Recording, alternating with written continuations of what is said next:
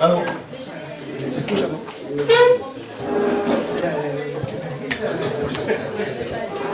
Bonsoir. Allô. Bonsoir. Merci de votre présence.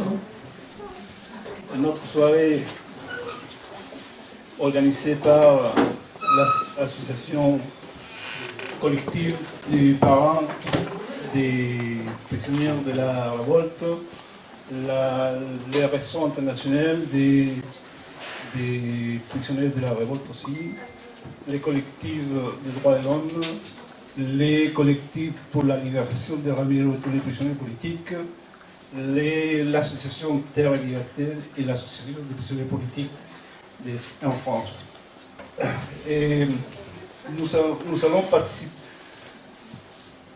Ça, on n'entend pas. On t'entend, mais pas le micro. Ah, là. Vous m'entendez là? Oui. Ah, bon. Et donc, cette coordination des associations vous a invité à participer à cette conversation avec des dirigeants et des étudiantes d'il y a quelques années déjà, mais qui représentent un niveau important au niveau de la mobilisation sociale depuis les années 2000 au Chili. Mais avant de présenter notre invité, nous allons présenter un petit extrait d'un film fait par Leonardo Pérez, qui est là, le réalisateur de cette.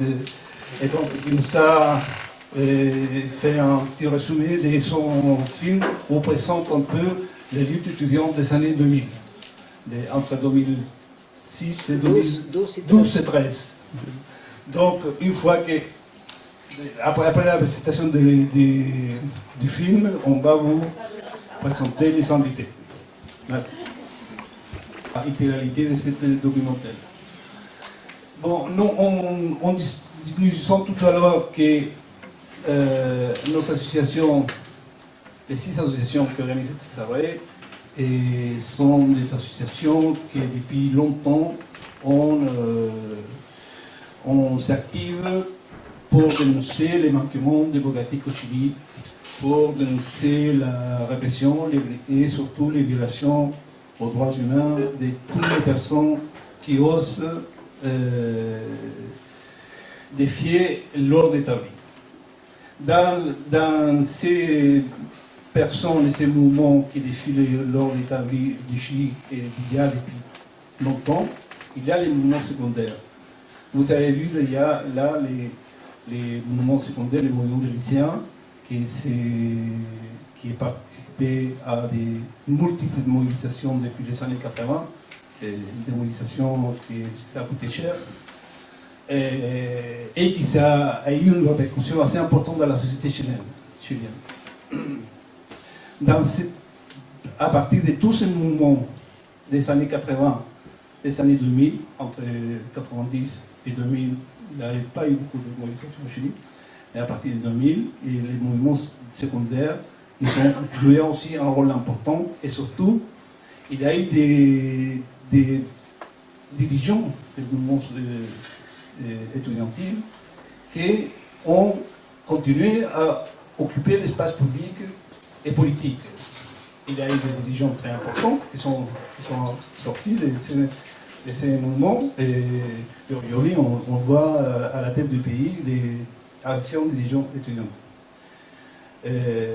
Il y a une part importante de ces dirigeants étudiantils, ils ont opté pour la voie institutionnelle pour essayer d'avancer et de participer à la chose politique. Nos invités, ils ont opté par une autre voie. C'est une voie non institutionnelle, une voie différente, et c'est pour ça que la voix de ce qu'ils vont dire, c'est important. Alors, je invite Dr. Jean-Fro, actuellement étudiant en droit.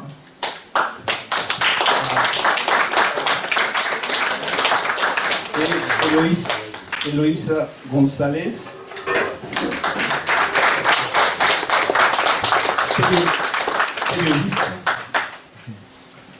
periodista, actuellement periodista. Journaliste. Et bon, on va. L'intervention ça va être en espagnol. Et il y aura Maria Reyes et Elif qui vont assurer la traduction de cette. C'est pas la peine, hein. Là où tout le monde parle espagnol. Non, pas tout le monde. Pas tout le monde.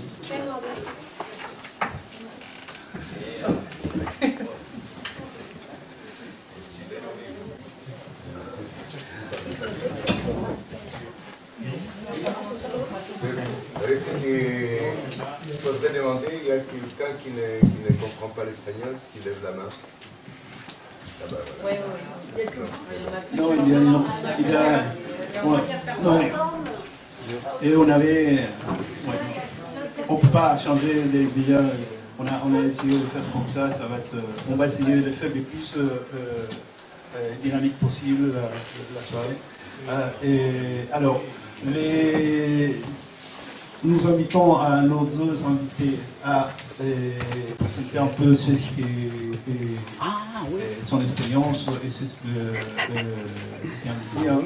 Et après, une deuxième partie de la soirée sera dédiée à des consultations, des questions, surtout des questions.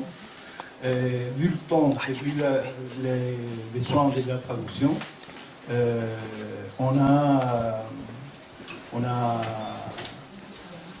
on va limiter l'intervention du public aux questions, pas aux analyses de la situation, parce que sinon on va passer la soirée et on va pas, les camarades qui parlent demain des pays, donc on n'aura pas l'occasion de voir de nouveau avant.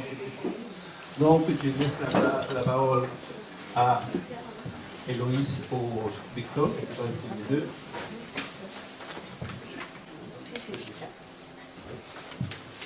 Hola, bonjour.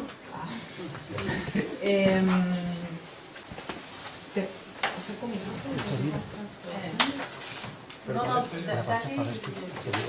Ya. Bueno, ya nos presentaron. Vuelvo a presentar. Soy Eloísa González. Me vieron, probablemente no sé si se dieron cuenta, porque en esa época tenía el pelo largo y rojo y tenía 17 años, hoy tengo 29, o sea, han pasado años.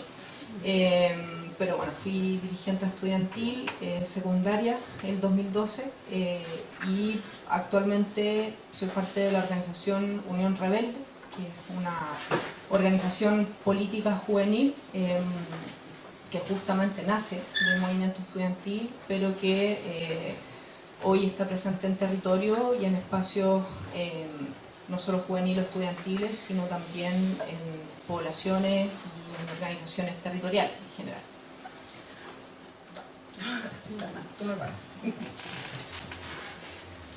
Alors, je suis Héloïse González. Je ne sais pas si vous m'avez reconnue, j'étais sur l'écran. À l'époque, j'avais 17 ans, les cheveux longs, maintenant j'en ai 29. J'étais dirigeante étudiante en 2012 et j'appartiens au mouvement Union Rebelle. Donc, c'est une organisation politique juvénile qui est née suite à ce mouvement des étudiants. Et actuellement, cette organisation est présente dans plusieurs endroits, à la fois dans les bidonvilles, mais aussi dans des organisations territoriales. Queremos proponerle lo siguiente para la presentación y diálogo, conversación de hoy. Hablar, porque la idea es hablar de la situación actual en Chile, pero en el fondo también hacer un poco el recorrido histórico desde lo que fueron las experiencias de las movilizaciones sociales estudiantiles de pre-estallido social, previo al estallido social de 2010-2011 hasta el 2018. Y luego Víctor va a hablar de la experiencia del estallido. Víctor es parte de otra generación que también milita en la Unión Rebelde. Y finalmente la idea es poder contarle la situación actual chilena y cuáles son en el fondo como las proyecciones y propuestas políticas que hemos elaborado y que proponemos en términos de construcción popular. Alors je vous propose deux choses, à la fois dans un premier temps parler de la situation actuelle, du parcours historique des mouvements sociaux, pré-soulèvements sociaux, donc ce sera la période de 2010 à 2011 qui arrive jusqu'en 2018, et ensuite dans une deuxième partie, Victor va parler de la situation actuelle, des projections et des propositions politiques en termes en termes de soulèvement social. Et, moi, je comprends un peu le français. J'ai vécu à Montréal, ma mère et ma grand-mère ont été exilées là-bas. Je comprends. Pourquoi je traduis alors? Hablar.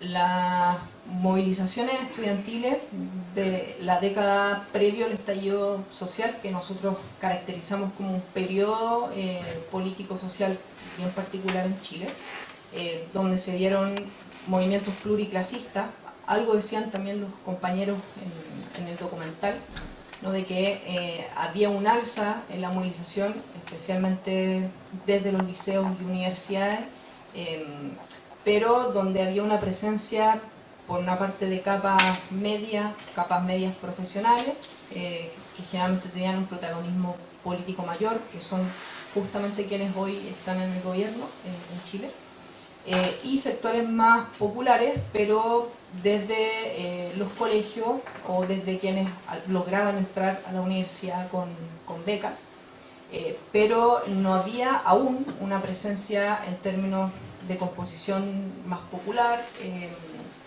de sectores más precarizados de la clase trabajadora, a diferencia de lo que después les contará el Víctor con el estallido social. Alors, il s'agit de la mobilisation étudiante avant le soulèvement social. Il y avait des mouvements pluriclassistes. Les camarades dans le reportage parlaient d'une hausse de la mobilisation, mais celle-ci était surtout issue des couches moyennes et des protagonistes politiques qui représentent aujourd'hui les protagonistes politiques de maintenant. Et ce n'est, concernant les secteurs plus populaires, on avait également quelques mobilisations d'étudiants qui avaient des bourses, et en résumé, les secteurs les plus précaires n'étaient pas représentés dans la classe des travailleurs.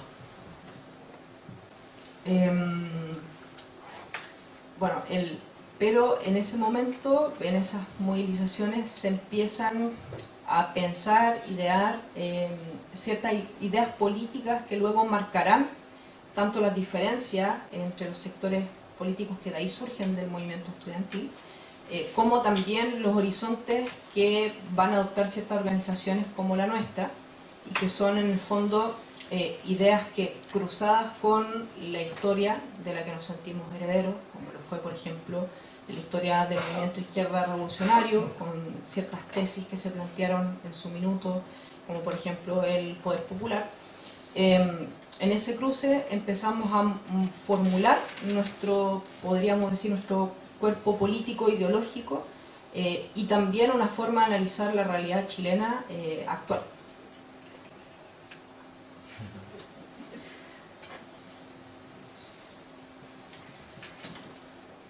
Mais à partir de ce moment-là a débuté l'idée politique qui va nous caractériser, qui va marquer aussi les différents secteurs politiques, les différents horizons parmi ceux de notre organisation, des idées croisées avec d'autres mouvements qui appartiennent au passé. Il y a à la fois la gauche révolutionnaire, il y a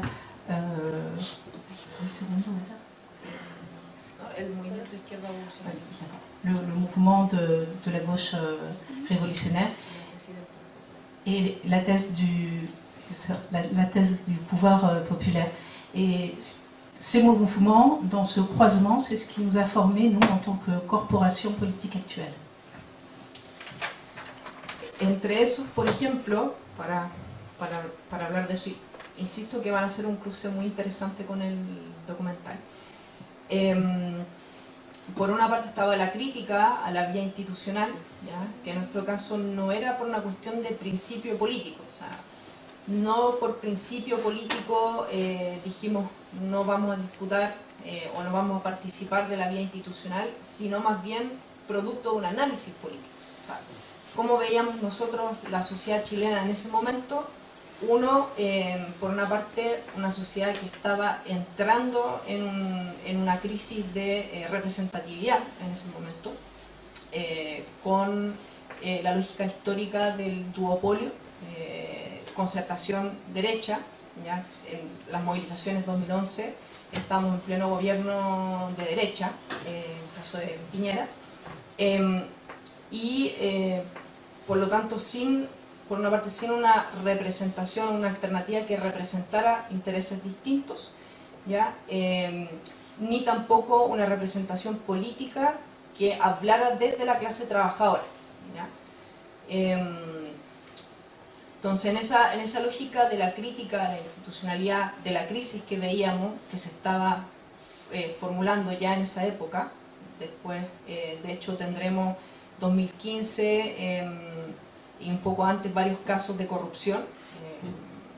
No sé si recordarán o habrán visto Penta Sokimich, que tenía directa relación con... También, el confort, literalmente como decimos en Chile, los cagaban por todos lados. Entonces varios casos de corrupción, ¿no? Que profundizaron esta crisis institucional.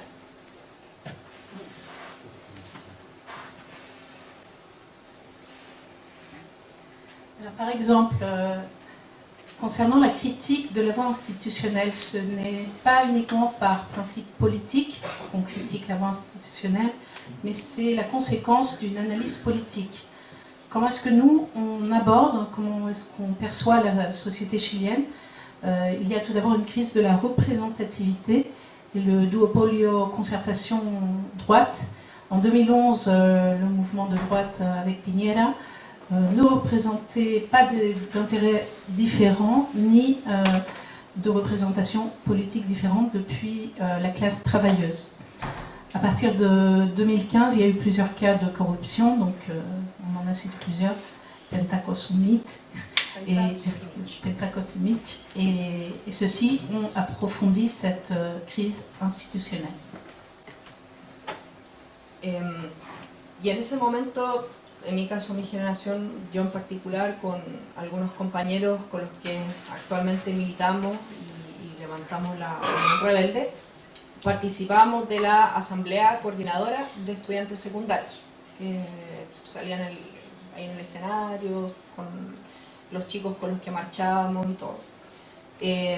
Muchos de los cuales veníamos además de familias que habían sido militantes del MIR, que habían vivido la resistencia en dictadura, que también nos traspasaron parte de esa historia y también parte de ese pensamiento político. Y bueno, en ese marco, en ese espacio de encuentro que fue la ACES Chile, también empezamos a formular nuestras ideas políticas, como les comentaba, y empezamos a expresar desde el movimiento estudiantil ya no solo la demanda educativa, ya no solo educación gratuita, de excelencia, que en ese momento hablamos del control comunitario, bajo control de las comunidades, sino que empezamos a hablar también de nuestro análisis político y nuestra crítica en ese momento a las instituciones y a los partidos que formaban parte de esas instituciones. De hecho, para darles un ejemplo, el 2012 hicimos una campaña para votar, para no votar, perdón, llamando a la abstención, que en ese momento fue muy mal visto, o sea, nos golpearon mucho de todos los sectores, desde el reformismo, desde el Partido Comunista, desde Gabriel Boric fue dirigente de la FECH el mismo año que yo fui dirigente secundaria, ahí empezó a crear el Frente Amplio y sus organizaciones, ellos también salieron a golpearnos, porque en el fondo era era muy mal visto, y por otra parte porque ellos buscaban disputar institucionalmente. Entonces, que hubiera otro sector en el movimiento estudiantil que llamara a no votar, era bien complicado, sobre todo porque teníamos un grado de alcance comunicacional. Bueno, en esas elecciones municipales del 2012 hubo creo, si no me equivoco, un 60 y tanto % de abstención, que fue muy alto en ese momento. No era atribución nuestra, ¿ya? Pero sí nos permitió salir a hablar políticamente de lo que nadie hablaba en ese momento, que es: hay una crisis institucional, hay una crisis de representación, necesitamos una alternativa distinta.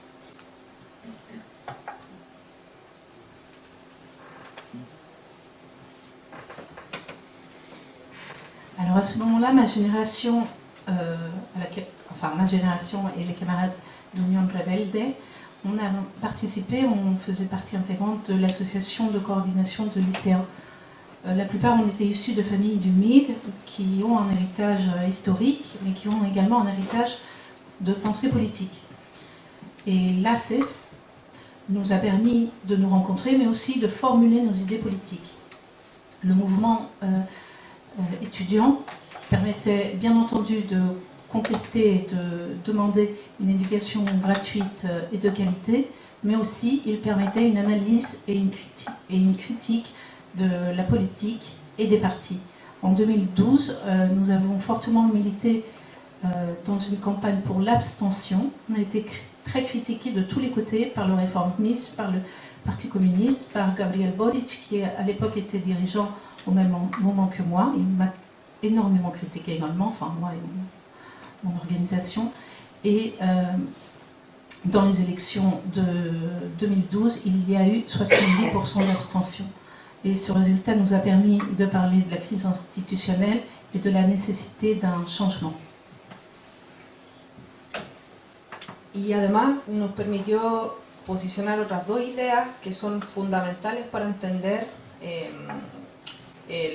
la situación actual. Por una parte, la idea de control comunitario, que de hecho por ahí atrás encontrarán después unos cuadernillos sobre lo que significa el control comunitario, que es una propuesta que en realidad, para ser sincera, no la inventamos nosotros. Ya se habló en el momento en Estados Unidos desde las Panteras Negras, se ha hablado también en distintos momentos, en distintos movimientos políticos, sociales, comunitarios, que básicamente es la idea, en el caso educativo en Chile, de decir que los colegios, nosotros planteamos que los colegios volvieran al Estado, que ya no estuvieran a cargo de las municipalidades, que era una característica post-dictadura, pero que el Estado tenía que ser garante de la educación, tenía que pasar el dinero. Pero la diferencia es que era la comunidad, o sea, los profesores, profesoras, estudiantes, apoderados, además de la comunidad del territorio, los colegios están en determinados territorios, quienes tenían que tomar la decisión de, uno, hacia dónde van esos recursos, y dos, cuál es nuestra malla curricular, nuestro plan educativo. Eso nos permitía además hablar, por ejemplo, de que el sur de Chile, en el Gualmapu, por ejemplo, con el pueblo nación mapuche, en comparación al norte de Chile, donde hay otras comunidades con otras problemáticas, donde la problemática de la minería, por ejemplo, es bien fuerte, en el sur el problema con las forestales, nosotros tenemos problemas con la minería, la escasez del agua. La región metropolitana, bueno, ahora con el proceso de certificación, cambio climático, conflictos propios de ahí, como de ahí hablaremos, el problema del narcotráfico. Todas esas problemáticas pudiesen verse reflejadas en la realidad educativa. O sea, pudiésemos decir, queremos una educación que nos permita, por ejemplo, considerar esa diversidad de realidades y ser pertinente a la realidad de nuestras comunidades. De ahí surge esta idea del control comunitario, y después verán cómo se cruza con nuestra tesis de poder popular con su interpretación actual.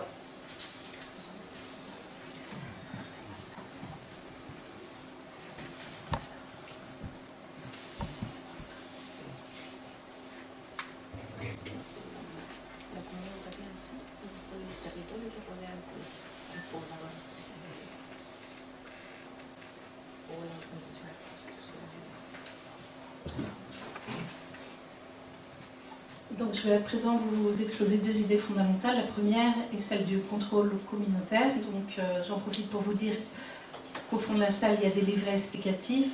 Ce n'est pas un concept nouveau, c'est un concept qu'on emprunte à d'autres partis politiques, également au mouvement des Panthères Noires. L'idée, c'est que les collèges appartiennent à l'État et non aux communautés, mais c'est l'État qui doit être garant de son financement.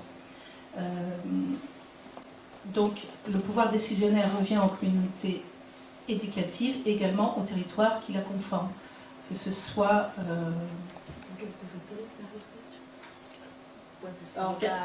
syndicats, organisations sociales. Et on doit se poser deux questions. Premièrement, où vont les ressources? Et deuxièmement, quel est notre plan éducatif? Bien entendu, la réalité du sud du Chili, celle de Hualmapu, avec les problèmes des grandes entreprises forestières, n'est pas la même que celle du nord, avec les entreprises minières et le manque d'eau. Celle de la région métropolitaine a aussi ses propres problèmes avec les changements climatiques, également le conflit. Ça, on va en parler peut-être après. Et on voulait finalement que toutes ces problématiques soient reflétées dans notre éducation. Et cela permettait le croisement avec notre thèse du pouvoir politique. Y bueno, la última es que ya en ese momento nosotros veíamos que había múltiples movilizaciones estudiantiles, socioambientales,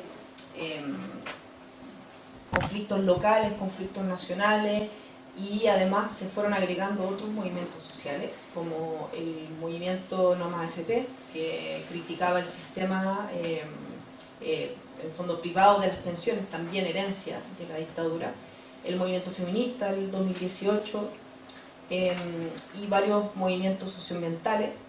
Entonces todo eso se fue sumando y empezamos a analizar que había una correlación de fuerza interesante, bien novedosa en post-periodo transición a la democracia, y que en el fondo ahí se empieza a discutir como objetivo en torno a esa fuerza, poder, uno, profundizar la crisis institucional que había para abrir un espacio a una alternativa política y social distinta, y poder orientar esa fuerza hacia un levantamiento generalizado. Eso nosotros, quizás a algunas les sonará conocido, hablamos de la categoría de periodo. Entonces, como el periodo político en el que estábamos en ese momento, creíamos que el cierre de ese periodo iba a ser un levantamiento general de distintos sectores sociales, pero con la diferencia de que los sectores de la clase trabajadora, que no habían sido parte y fueron parte de los movimientos sociales, pero no habían tenido un mayor protagonismo político, iban a tener protagonismo político en el caso de un levantamiento más general. Que eso ocurre el 2019, el 18 de octubre del 2019, un año después de que fundamos la organización política de Unión Rebelde. O sea, cerramos el 2018 con esa tesis, ya como recogiendo toda la experiencia para atrás y diciendo hay que apuntar hacia eso, y un año después, nadie tenía como saber la fecha tampoco, pero un año después se produce el estallido social o la revuelta.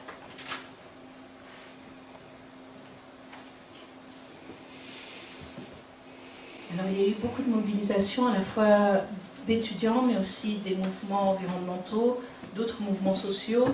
L'un d'eux, No Más AFP, qui reprenait le problème du système de pension héritage de la dictature. 2018, le mouvement féministe. Et le constat, finalement, c'est qu'il y avait plusieurs forces émergentes et il y avait une corrélation de ces forces. Et le débat consistait à approfondir cette crise institutionnelle de manière à créer un nouvel espace et dans une deuxième partie, orienter ces forces-là par un soulèvement organisé. Donc nous, on parle en termes de période. La fin d'une période marque le début d'une autre. Et la classe travailleuse qui n'avait pas eu tout le protagonisme dont elle méritait pouvait, à la fin de cette période, en avoir un majeur. Et là, on parle d'octobre 2019. Un an après se produit le soulèvement. ahora voy a dar espacio a Víctor para que hable del periodo del estallido y después iremos a la historia chilena.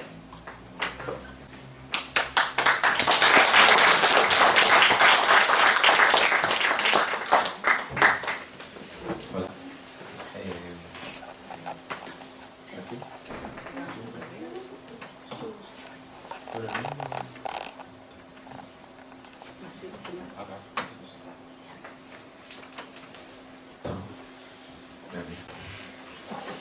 Hola, yo soy Víctor, como ya nos presentaron.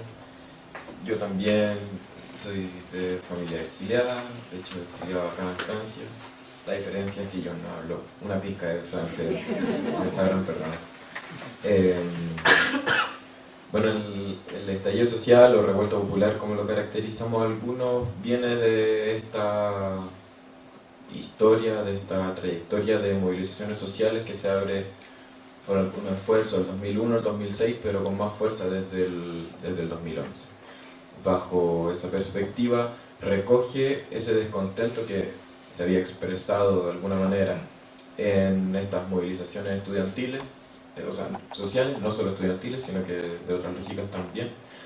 Pero no solo recoge la experiencia de estas movilizaciones, sino que también viene con algo nuevo, que era con ese descontento de todos esos sectores de la sociedad que no se habían movilizado en los 30 años posteriores al inicio de la democracia y que estaba por ahí ese descontento, que estaba acumulándose hasta que llega un momento donde revienta. Bonsoir, je m'appelle Victor Orellano. Je suis le fils d'exilés chiliens en France. Et moi, par contre, je ne parle pas du tout français. En fait, le soulèvement, mon expérience vient du soulèvement social de 2019, dont la trajectoire tire ses racines des mobilisations qui ont commencé en 2001, en 2006 et en 2011. Donc nous avons continué sur ce trajet à partir du mécontentement qui s'était exprimé déjà à l'occasion de ces années-là. Et en plus, il y a eu quelque chose de nouveau, c'est-à-dire que ça a été au-delà du secteur secondaire seul, mais qui a réuni aussi le mécontentement d'autres secteurs. Entonces, cuando el 6 de octubre del 2019 se aplica el alza al precio del transporte público, los estudiantes nos decidimos movilizar también por una lógica propia del sujeto juvenil en Chile, y es que no solo se moviliza por lo suyo, por lo propio, no solo es joven y se moviliza por demandas estudiantiles, sino que también hay una amplitud en cuanto a, y lo que hemos visto, lo que nos dicta la experiencia, es que hay una movilización por todo lo que afecta a su clase. De hecho, esta alza al transporte público no subió el boleto estudiantil, que es un boleto diferenciado, sino que subió el pasaje general. Es decir, no nos afectaba a nosotros como estudiantes, más sí afectaba a nuestras familias, a nuestros vecinos, a nuestra clase. Entonces, bajo esa lógica nos movilizamos y ahí se organizaron evasiones durante 2 semanas que consistían en no solo traspasar el torniquete del metro, sino que también abrir las puertas para que pasaran los trabajadores y trabajadoras, todos quienes circulan el metro, y ellos también pudieran pasar gratis, ¿no? Quienes no podían pasar por debajo del torniquete o saltarlo, se le abrían las puertas para que lo pudieran pasar gratis. Entonces, no solo era movilización por lo propio juvenil y estudiantil, sino que tenía este carácter de clase la movilización. Donc la mobilisation qui commence à partir du 6 octobre 2019 date où s'est fait la hausse des prix du ticket de métro, du transport. Pour nous, ce n'est pas seulement une mobilisation pour nous-mêmes, mais c'est une mobilisation pour nous qu'on considère en tant que classe. C'est-à-dire, ce n'est pas seulement qui nous affecte en tant qu'étudiants, mais aussi à nos parents, à la classe des travailleurs. Et donc, quand nous avons commencé à faire les évasions et à frauder dans le métro, nous ouvrions aussi la porte pour que les travailleurs puissent aussi entrer gratuitement dans le métro, puisqu'on considère que c'est pas seulement, c'est pour toute la classe des travailleurs qui est affectée. Es por eso que cuando el 18 de octubre las autoridades deciden cerrar los metros y que la gente tenga que desde la calle llegar a sus hogares, se da este descontento generalizado expresado en las calles. Casi que lo decimos a modo de broma, pero provocaron que existieran marchas y ni siquiera quienes estábamos movilizando en las calles se nos había ocurrido esa idea, porque como cierran el metro, circula tanta gente por las calles teniendo que ir hacia sus hogares, que se generan movilizaciones espontáneas. Y en esa clave se da el 18 de octubre. Como decía él, nadie podía adivinar la fecha donde iba a existir un gran estallido, pero se sentía, se notaba que se venía acumulando, y eso se ve expresado el 18 de octubre.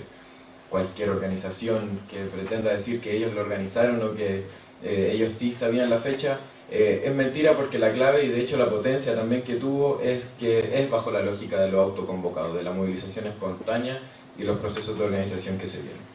Por eso ahí ocurre este método innovador y clave que tuvo no solo el 18 de octubre, sino que la revuelta popular hasta marzo del 2020, y es que tuvo un elemento de protesta y un elemento de organización territorial que era algo innovador para las claves de protesta y de organización de este siglo. Donc le 18 octobre, les autorités décident de fermer le métro, et c'est à partir de ce moment-là que, comme le métro est fermé, donc il va se générer une série de... Le mouvement va se passer à la rue, ça va être des mobilisations dans la rue, l'occupation des rues, ce sont des mobilisations de type spontané, et les mouvements qui voudraient s'auto-proclamer comme organisateurs de ces marches, c'est faux, c'est un mensonge, puisque c'est des mobilisations qui sont auto-convoquées, spontanées et auto-convoquées. À partir de mars 2020, le mouvement va s'étendre à d'autres revendications. Duró con fuerza hasta el marzo 2020, ante la pandemia. Donc ce mouvement d'occupation des rues a duré jusqu'en mars 2020, jusqu'à ce que la pandémie. Este método de lo territorial que limita, o sea, que delinea también nuestros actuales planteamientos en cómo funcionamos como organización política, la clave de lo territorial tenía tres elementos sumamente importantes. Por uno es que se empezó a dar organización autoconvocada, asambleas territoriales en los distintos barrios, las distintas poblaciones, donde no solo se trataban las problemáticas propias de ese barrio, de ese territorio, sino que también nosotros asistíamos a distintas asambleas territoriales y no se estaba hablando de socialismo ni de hacer la revolución, pero sí se estaba hablando de un listado de demandas que son la base de un programa que puede constituir a cualquier organización política.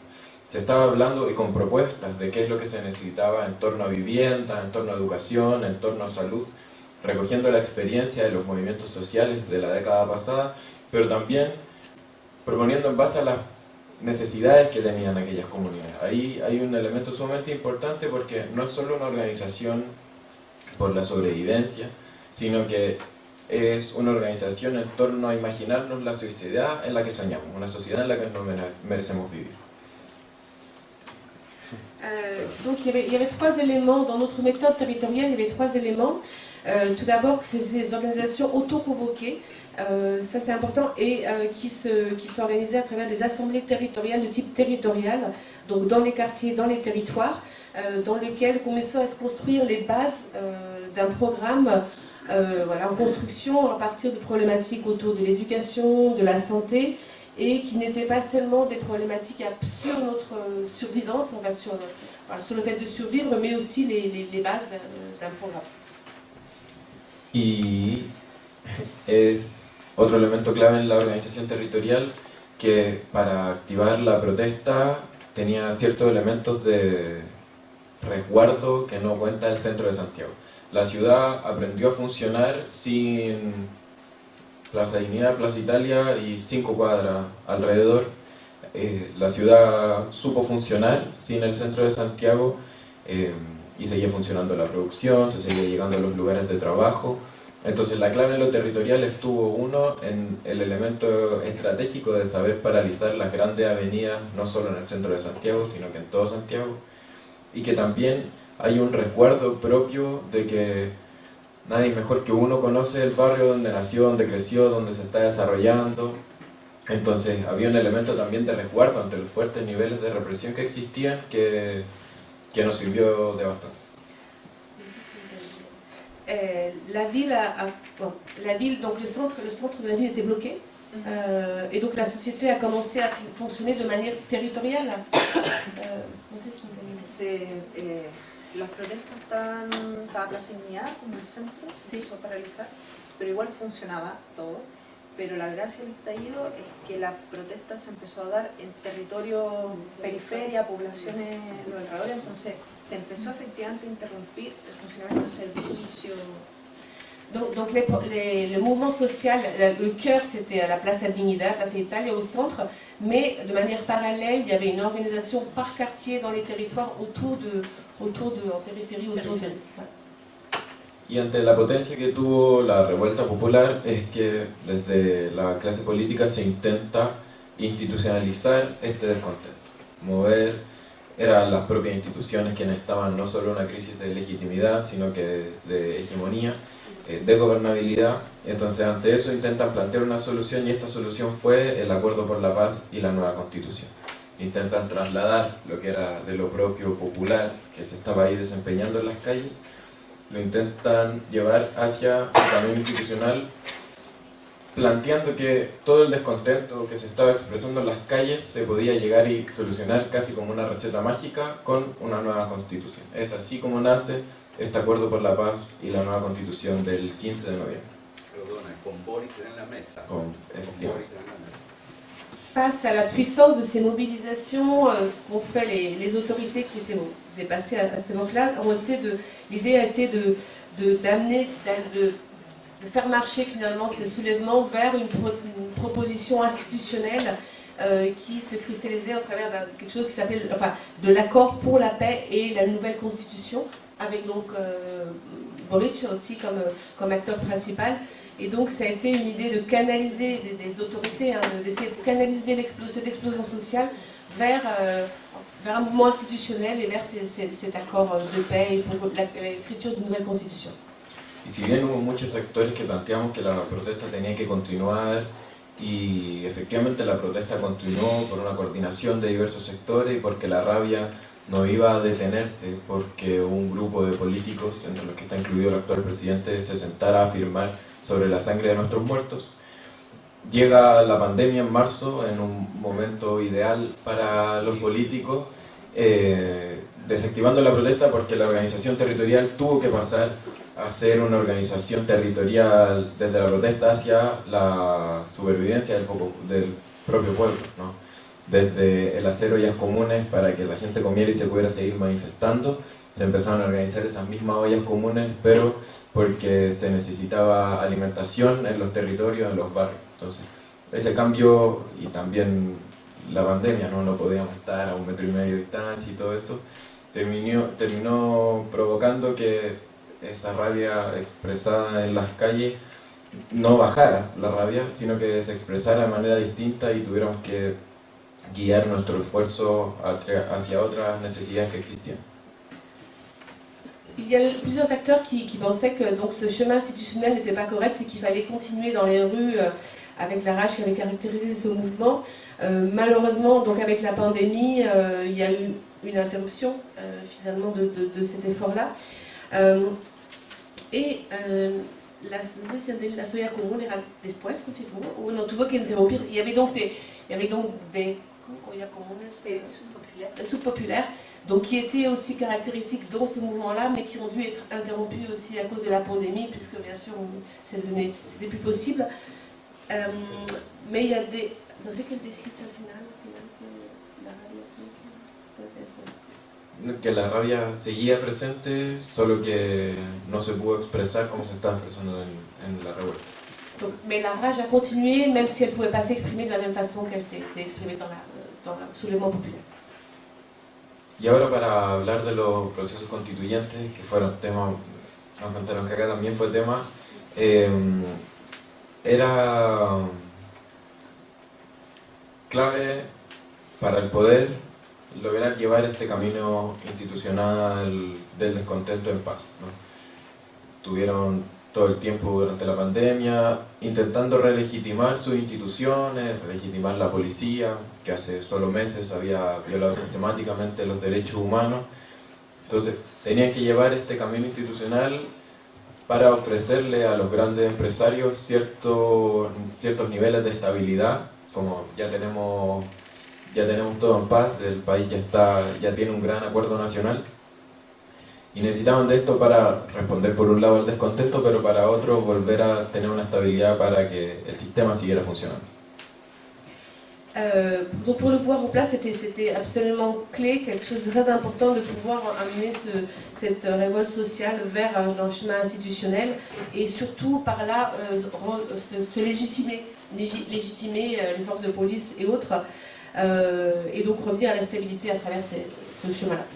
El problema es que seguíamos con un contexto de esa crisis de legitimidad, entonces algunos sectores intentaron plantear que ese era el camino que debía seguir la revuelta, no el camino del cambio constitucional.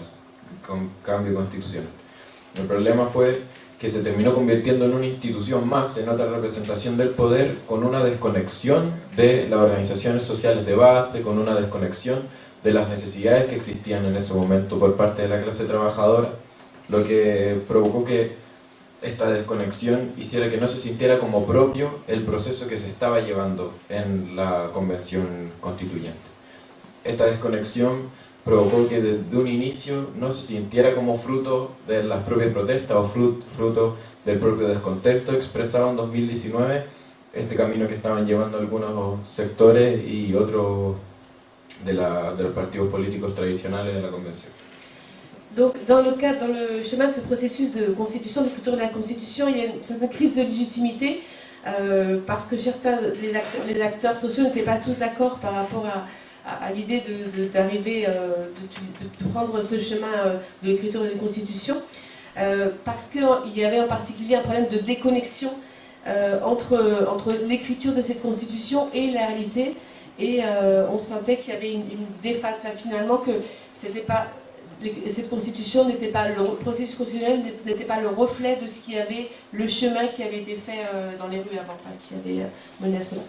Sumado a esto, una derecha ultraconservadora como la que existe en Chile activó todo su poderío comunicacional, no solo desde los grandes medios de comunicación, sino que a través de un conjunto de mentiras que, aprovechándose de las necesidades que hoy tiene la gente, eran ampliamente difundidas, ¿no? El temor en base a mentiras de que le iban a quitar la casa, de que la educación iba a ser para todos igual, pero para todos igual de mala. Esa lógica de las mentiras clásicas de la derecha provocaron que, sumado a esta desconexión, una gran capacidad comunicacional de la derecha, porque tiene la plata también para hacerlo y el poder, es que se termina rechazando este proyecto de nueva constitución que, reconocido internacionalmente como de los proyectos constitucionales más progresistas en el mundo, era una muy buena base sobre la que podíamos seguir luchando, ¿no? Eso no podemos desconocer.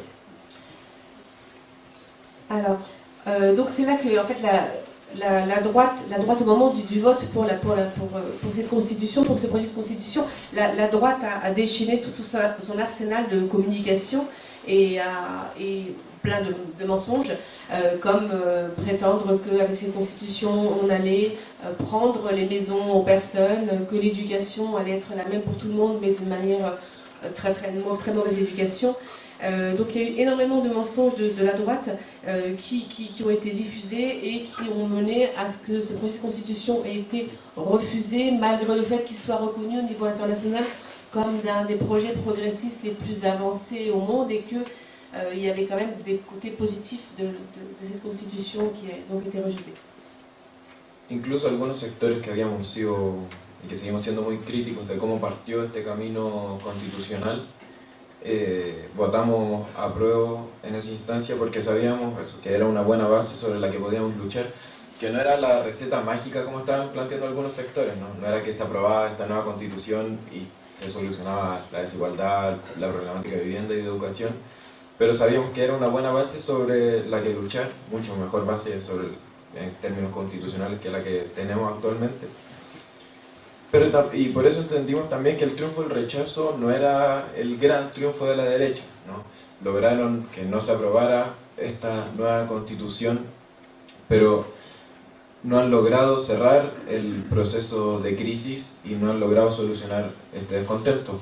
Después del triunfo del rechazo se abre un segundo proceso constitucional con muchísimos más representantes de la derecha, que también por esta lógica de desconexión y también por ser una constitución ultraconservadora, por lo mismo que quienes la redactaron, tampoco logró hacer sentido y también fue rechazada recientemente, hace 4 o 5 meses, en diciembre del año pasado. Parmi nous, donc, il y a plusieurs personnes qui étaient critiques par rapport à au processus de constitution, mais nous avons quand même voté apruebo, c'est-à-dire en faveur de ce projet de constitution, parce que nous pensions que c'était une bonne base pour changer les choses. Et nous n'avons pas... Donc finalement, le triomphe n'a pas été interprété comme celui seulement de la droite, puisque tout le monde n'a pas voté apruebo, il y avait quand même une grande division. Et le refus de projet de constitution n'a pas eu pour effet d'empêcher le phénomène de crise qui existe, qui continue à exister. Et suite à cela, il y a eu un deuxième processus pour une nouvelle constitution qui, à son tour, a été refusé, projet de constitution qui a été refusé il y a quelques mois. Entonces, compañeros y compañeras, no es que Chile se volvió facho, no es que Chile hoy es pinochetista, no es que Chile odie que los derechos sociales sean una garantía universal, sino que efectivamente no ha habido alternativa política que sepa efectivamente responder a cuáles son las necesidades de hoy día. Se ha expandido un discurso de derrota que no es tal porque hoy día no han solucionado la crisis. Sigue existiendo una necesidad inmensa en cuanto a vivienda, en cuanto a salud, la gente se sigue muriendo en las listas de espera, aún no hay una educación de calidad como ya se exigía hace varios años atrás. Entonces, ante este discurso de la derrota es importante, y eso ha sido nuestro esfuerzo también, en avanzar en construir una alternativa política que haga sentido de realidad, que a través de la protesta, pero no solo de la protesta, sino que también de los procesos de organización territorial y comunitarios, sepa hacer frente tanto a la realidad conservadora, pero que pueda mostrar una alternativa, que siga habiendo esa sociedad en la que soñamos, una sociedad digna en la que nos merezcamos vivir, y en ese esfuerzo en el que nos encontramos en la actualidad. Il ne faut pas dire que donc, si le Chili n'est pas devenu fasciste, hein, mais ce qui s'est passé, c'est qu'on n'a pas su trouver, il n'y a pas finalement une alternative politique qui puisse être capable de répondre aux besoins du Chili et qui puisse être une alternative donc, aux besoins et aux grandes nécessités qui existent aujourd'hui au Chili. Donc ce discours de la défaite est pour l'instant dû à ça, que nous n'avons pas pu construire cette alternative politique, mais les choses qui ont donné lieu à la révolte, les éléments sont toujours là, et les éléments de lutte, comme la construction d'une société que nous puissions mériter, une société qui soit digne, tout cela est encore présent.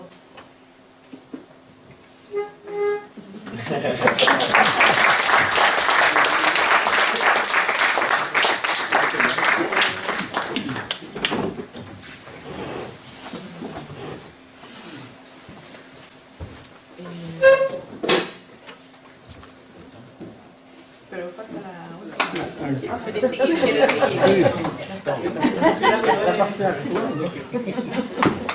la última.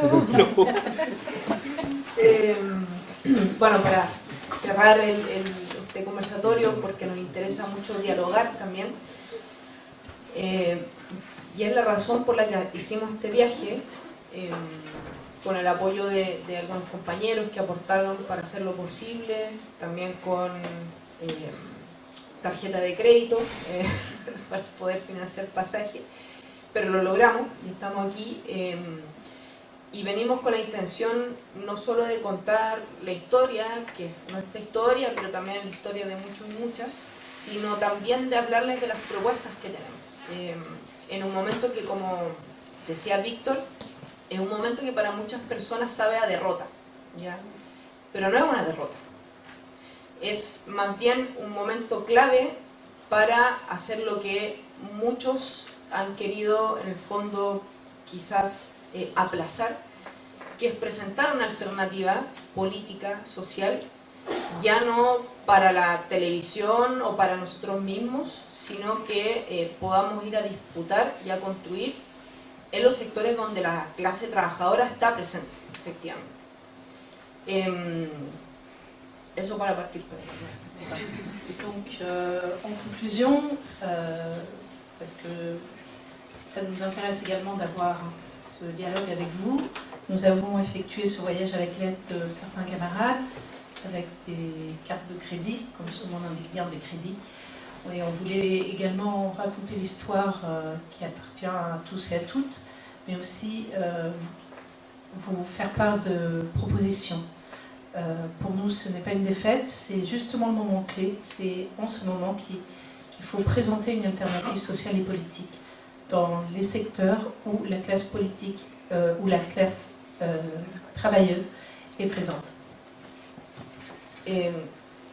Bueno, como decía Víctor en la presentación anterior, el estallido hizo que se movilizara masivamente un sector de la clase trabajadora que no es la clase obrera del siglo pasado. O sea, en Chile la clase obrera es muy pequeña, se ha ido achicando.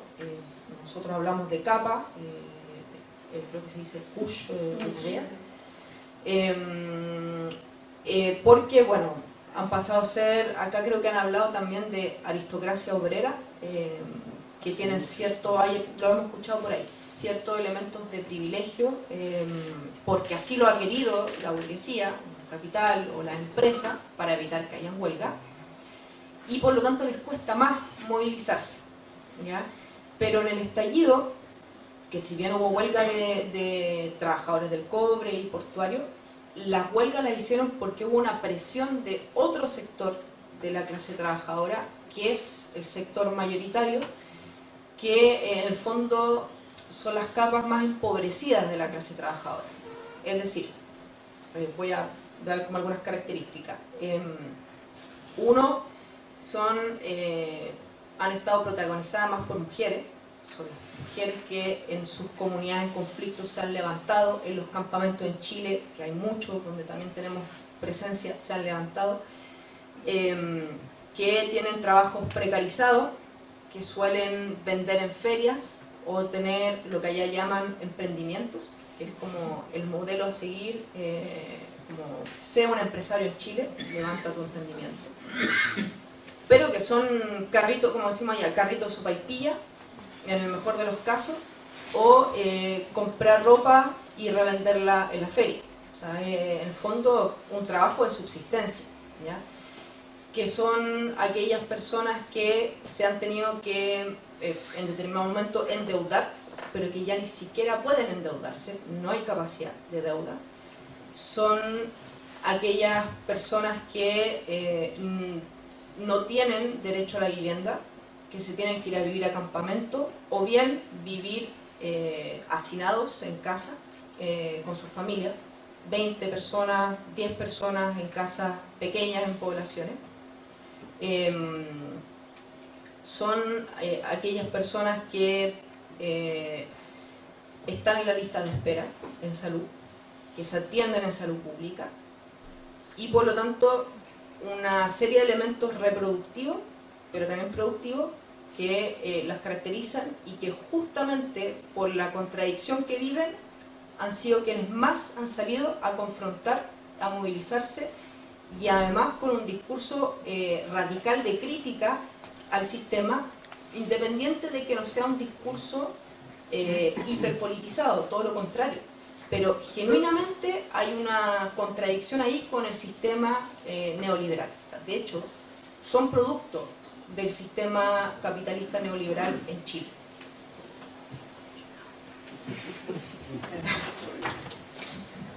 Alors, le soulèvement a permis la mobilisation de la classe travailleuse, pas de la classe ouvrière telle qu'on entend du siècle dernier.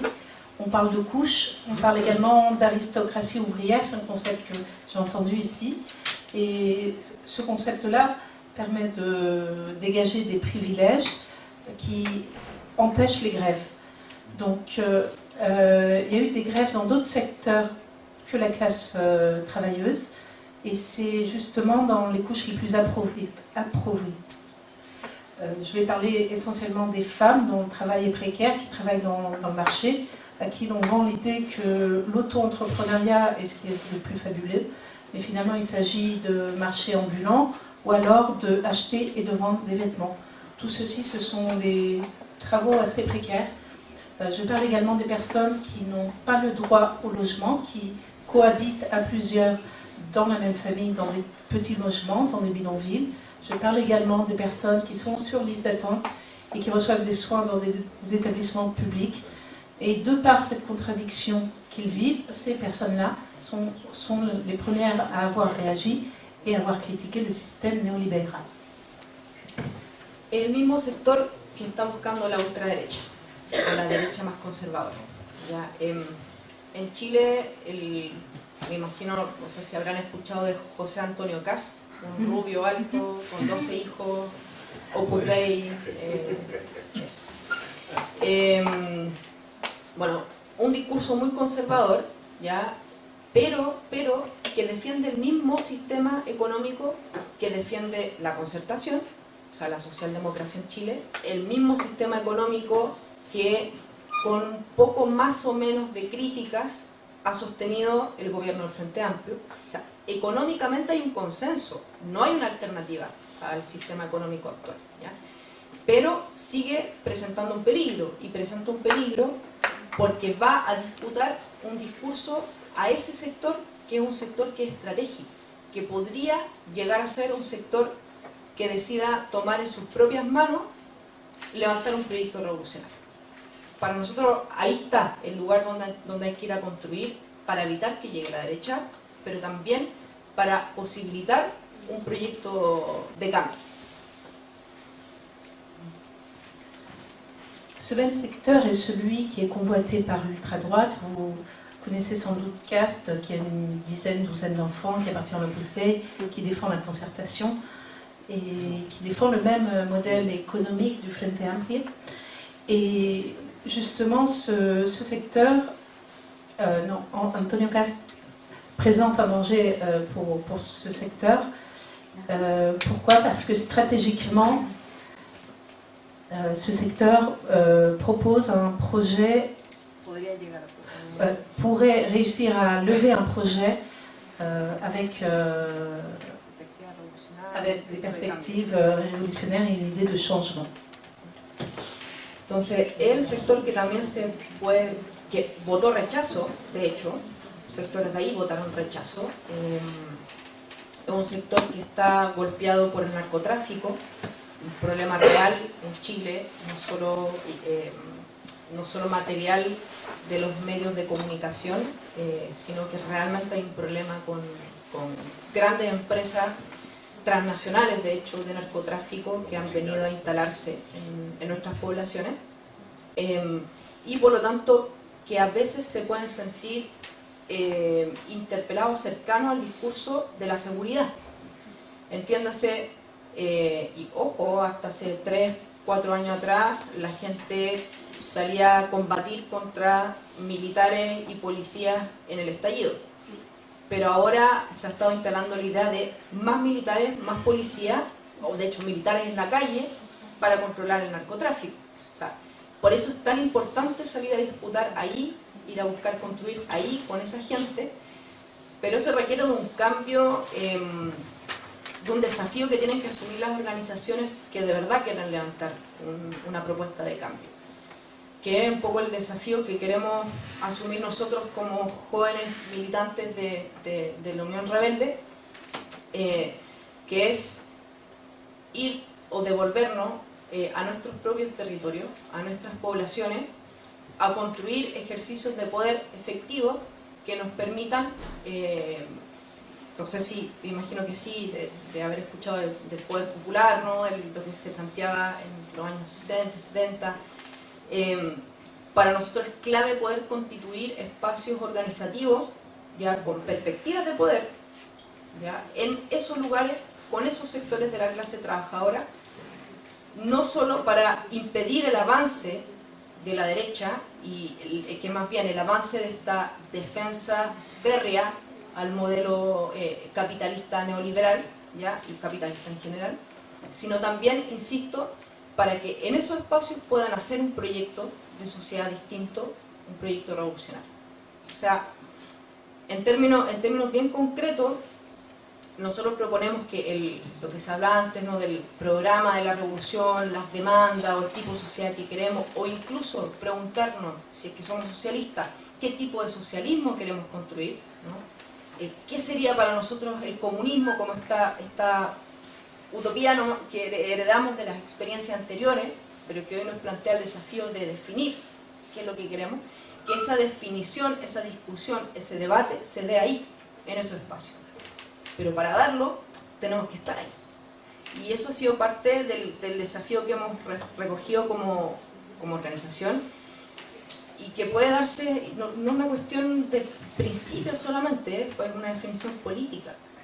Pero tenemos dirigentes del movimiento estudiantil que apostaron por otras vías, que son los que hoy componen, por ejemplo, el gobierno o el sectores del Frente Amplio, pero también hay juventud y hay compañeros y compañeras que vivieron ese proceso, que asumieron también un compromiso militante quizás raro en un país tan neoliberal como el chileno, tan individualista, pero que lo asumieron, pero que proponen otra cosa, no ir a disputar institucionalmente, ¿ya?, sino que ir a disputar en las poblaciones, retornar ahí y construir ahí, porque ahí está la urgencia, la necesidad del momento.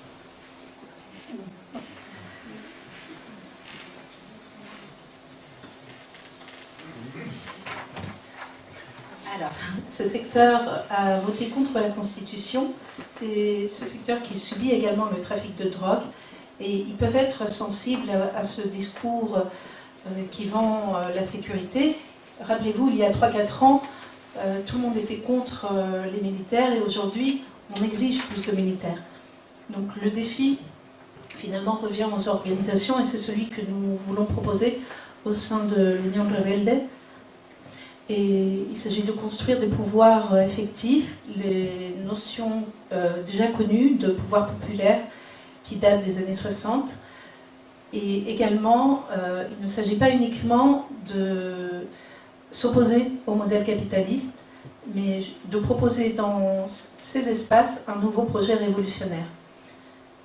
Nous avons bien entendu des demandes, mais on peut réfléchir également aux utopies socialistes, communistes, mais ce débat doit avoir lieu, et pour qu'il ait lieu, il faut qu'on soit là.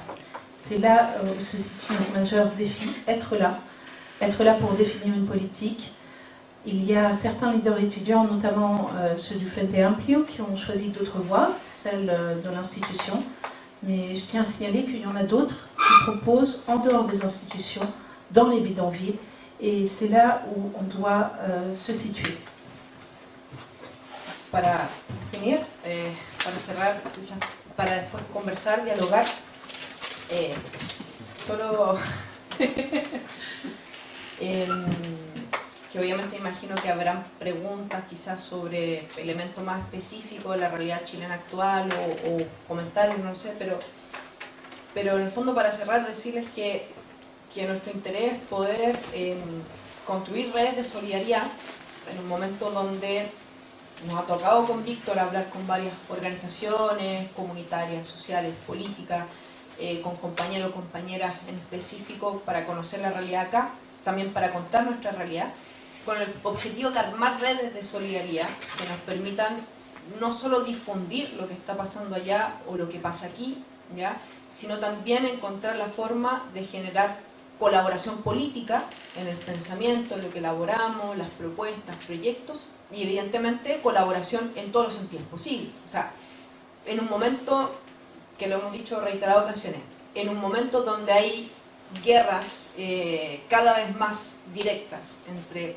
potencias económicas, Estados Unidos, China, Rusia, etcétera, que son en el fondo disputas de mercado, en momentos donde hay grandes enfrentamientos a nivel mundial, no puede ser que no tengamos la capacidad de generar encuentros a nivel internacional entre organizaciones o personas que estén luchando en su espacio y poder dialogar esa experiencia para prepararnos ante cosas que igual nos afectan transversalmente, o sea, más allá de las realidades particulares.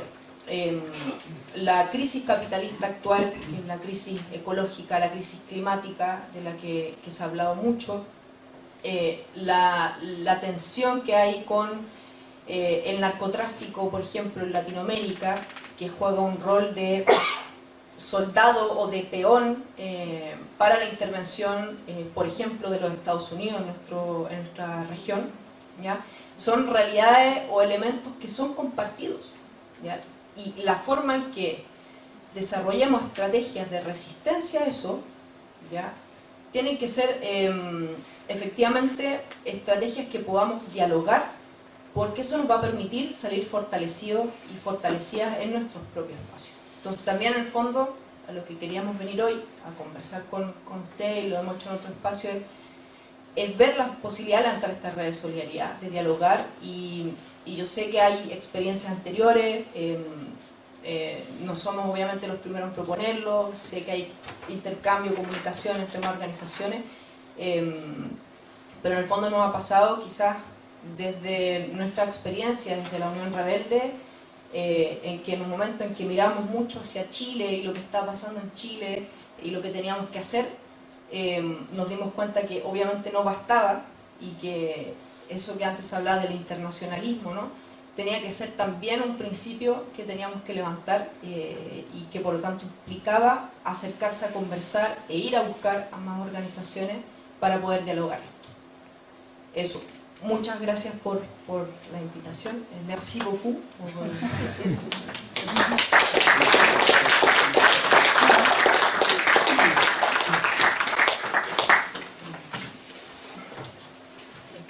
Donc en véritable conclusion, cette fois, notre intérêt c'est de construire des réseaux de solidarité, d'écouter d'autres réalités, mais aussi de vous partager la nôtre, dans l'idée de générer une collaboration politique dans tous les sens possibles. Dans un monde où il y a des guerres entre les États-Unis, la Chine, la Russie, où il y a des disputes, où il y a des enjeux, où il y a des affrontements, nous devons organiser des rencontres, nous devons établir un dialogue. La crise capitaliste telle qu'elle est, économique, climatique, etc., la tension liée au trafic de drogue, qui devient un pion, qui devient un soldat pour l'intérêt des États-Unis et de la région, sont une réalité que l'on partage à plusieurs. C'est pour cela qu'il nous semble essentiel de développer des stratégies où il y ait des dialogues, mais aussi parce que ça nous permet de nous renforcer, nous, dans nos espaces. Bien entendu, on est ouvert à tout échange, et depuis l'Union Rebelde, c'est vrai qu'on avait l'habitude, on avait pour habitude d'être trop focalisé vers le Chili, et ce concept d'internationalisme suppose cela. Il faut qu'on s'ouvre, qu'on regarde ailleurs, et je vous remercie beaucoup pour l'invitation.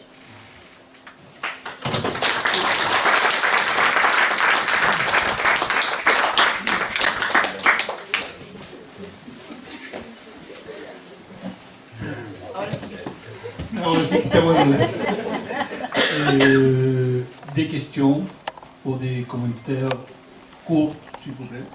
Après, on va commencer à chauffer les empanadas pour qu'on puisse discuter tranquillement comme un titre d'avance.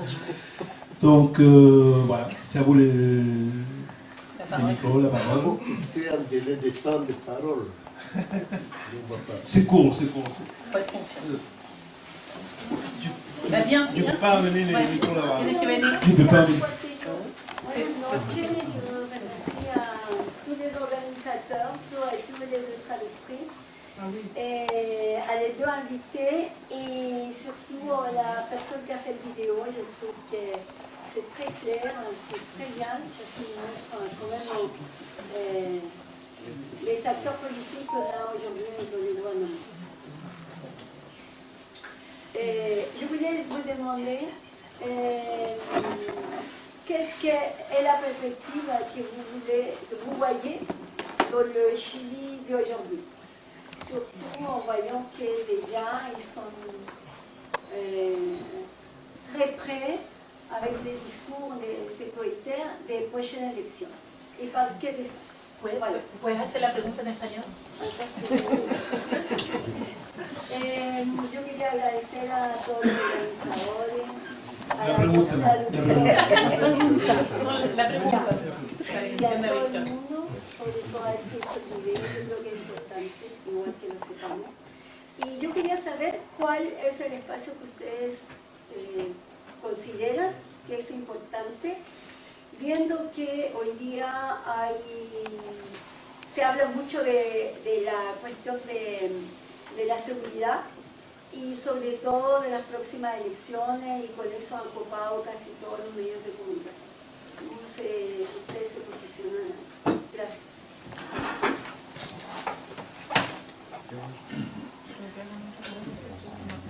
Ya, hagan varias preguntas y después contestan. Aquí también. Je me sens très heureuse en termes de présenter. Je ne regrette pas d'être venue parce que de vous entendre là être face à vous, des leaders comme ça, et vous raconter votre expérience, ça me réjouit de voir la jeunesse engagée. Je dis que je suis très heureuse d'être là, d'estar en esta reunión, estoy muy contenta, sobre todo de escucharlo, de esperanza, ver la juventud así comprometida. Et moi j'avais une question sur votre projet politique. Il me paraît pertinent d'agir dans les milieux locaux, d'aller organiser les gens. C'est très important, surtout moi je suis bolivienne, je comprends tout à fait la stratégie.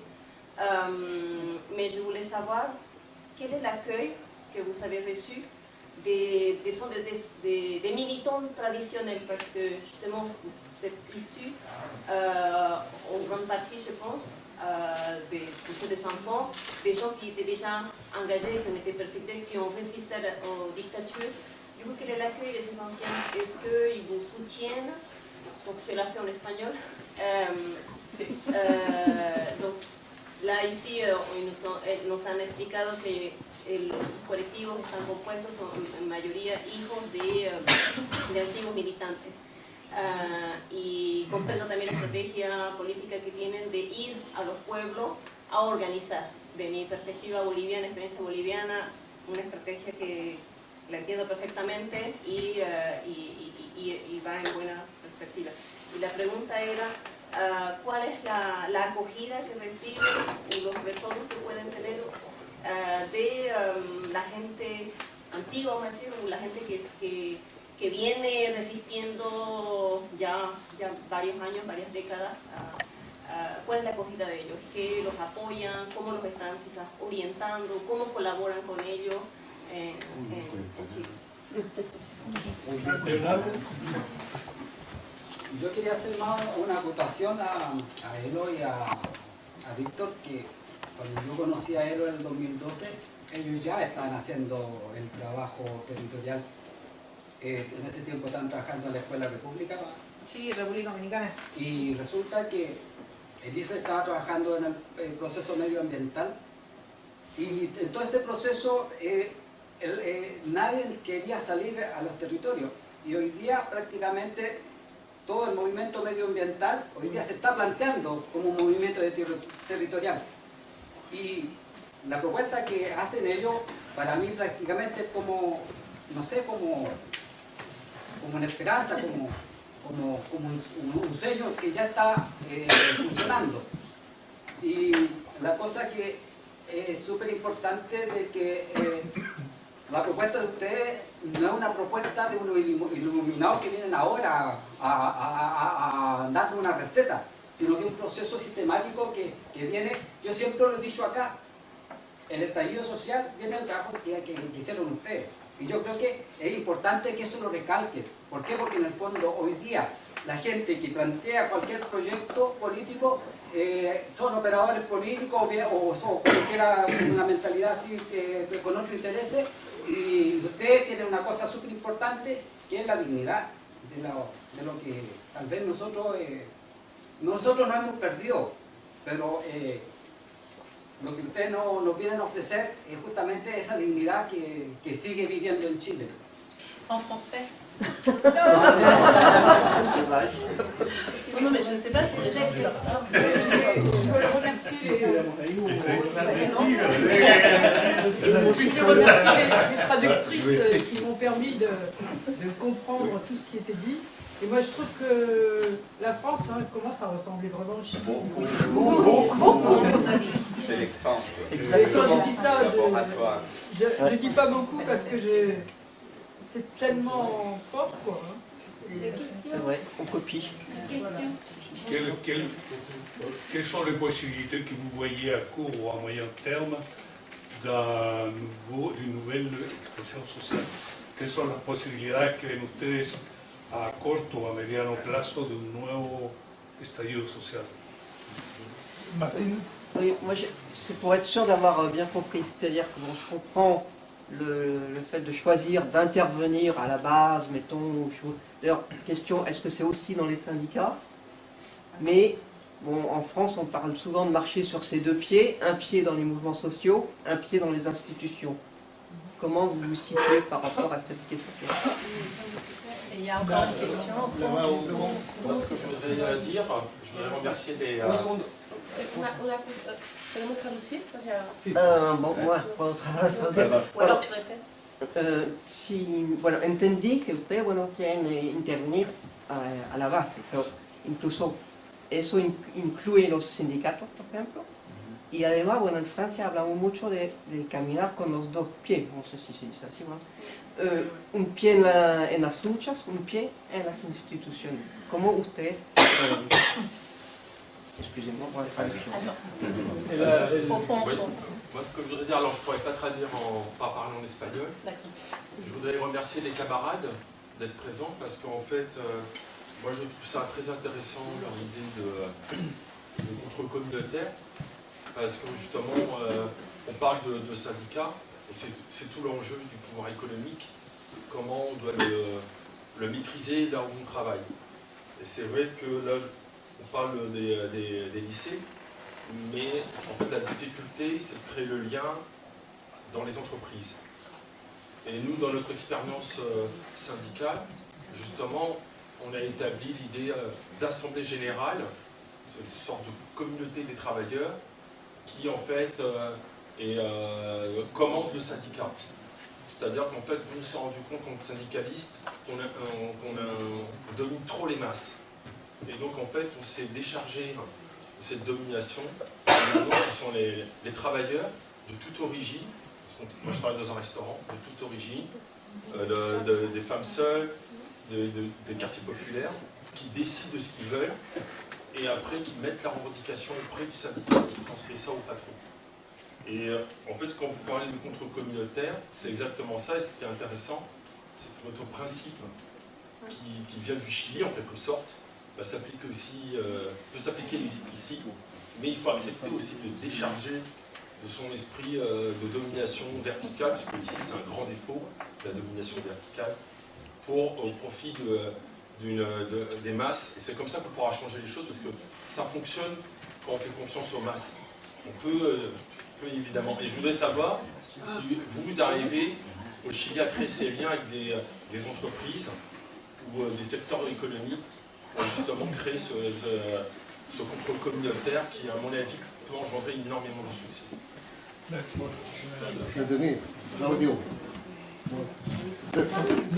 Non, parce que ça va être trop des questions. Après, on fait une deuxième... On fait une deuxième tournée.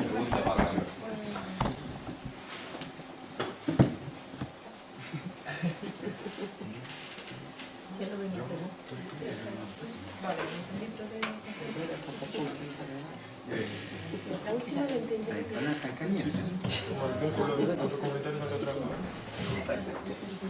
¿Cómo se transforma en la sociedad chilena? Sí, se transforma.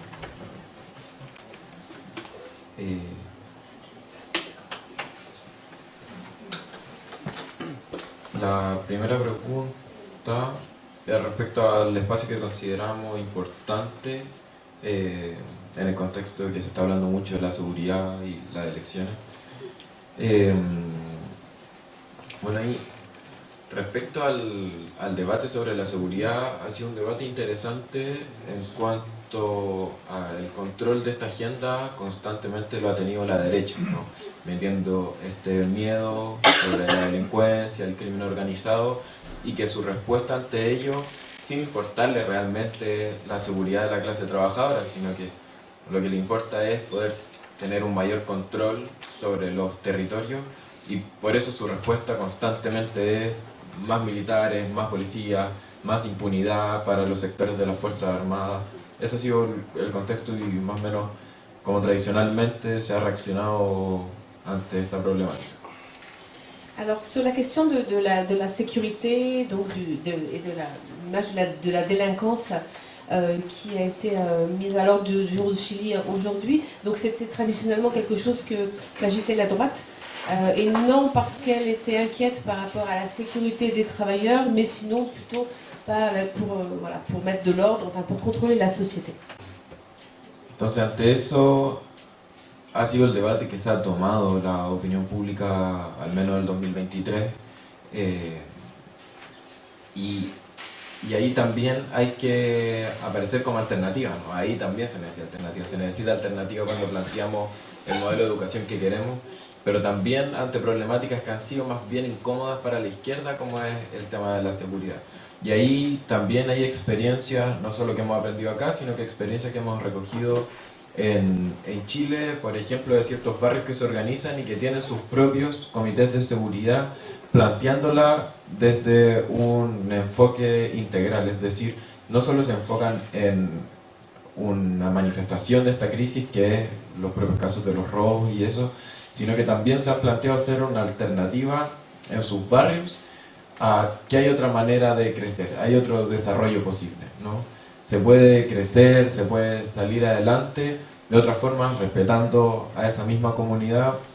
Hay también ese mismo barrio, que me acuerdo de una población en la comuna de La Granja, que si bien tiene este comité de seguridad y se han esforzado en reforzar las rejas, aumentar las cámaras, todo bajo el control de la comunidad, también se han esforzado y una experiencia muy bonita en cuanto a tener un taller de fútbol, tener espacios verdes donde efectivamente la juventud se pueda desarrollar. Entonces, mientras se va solucionando el propio problema de la seguridad y van avanzando en esto, y han tenido problemáticas muy intensas e intentos de respuesta popular, también van desarrollando todo un proyecto paralelo respecto a que hay otras formas de crecer, y que esa perspectiva que nos quita el capitalismo de una vida donde la podemos desarrollar, ellos han intentado reconstruir esto mismo, y ahí hay una experiencia, por ejemplo, una experiencia bien bonita donde se ha intentado dar respuesta a esta crisis.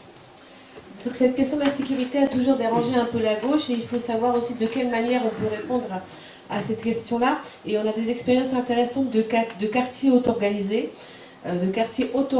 avec des commissions de sécurité, mais fait avec un contrôle populaire, qui ont pu présenter des alternatives et aussi l'envisager d'une manière globale, plus globale, avec une vision plus globale de ce que pouvaient être les problèmes de sécurité.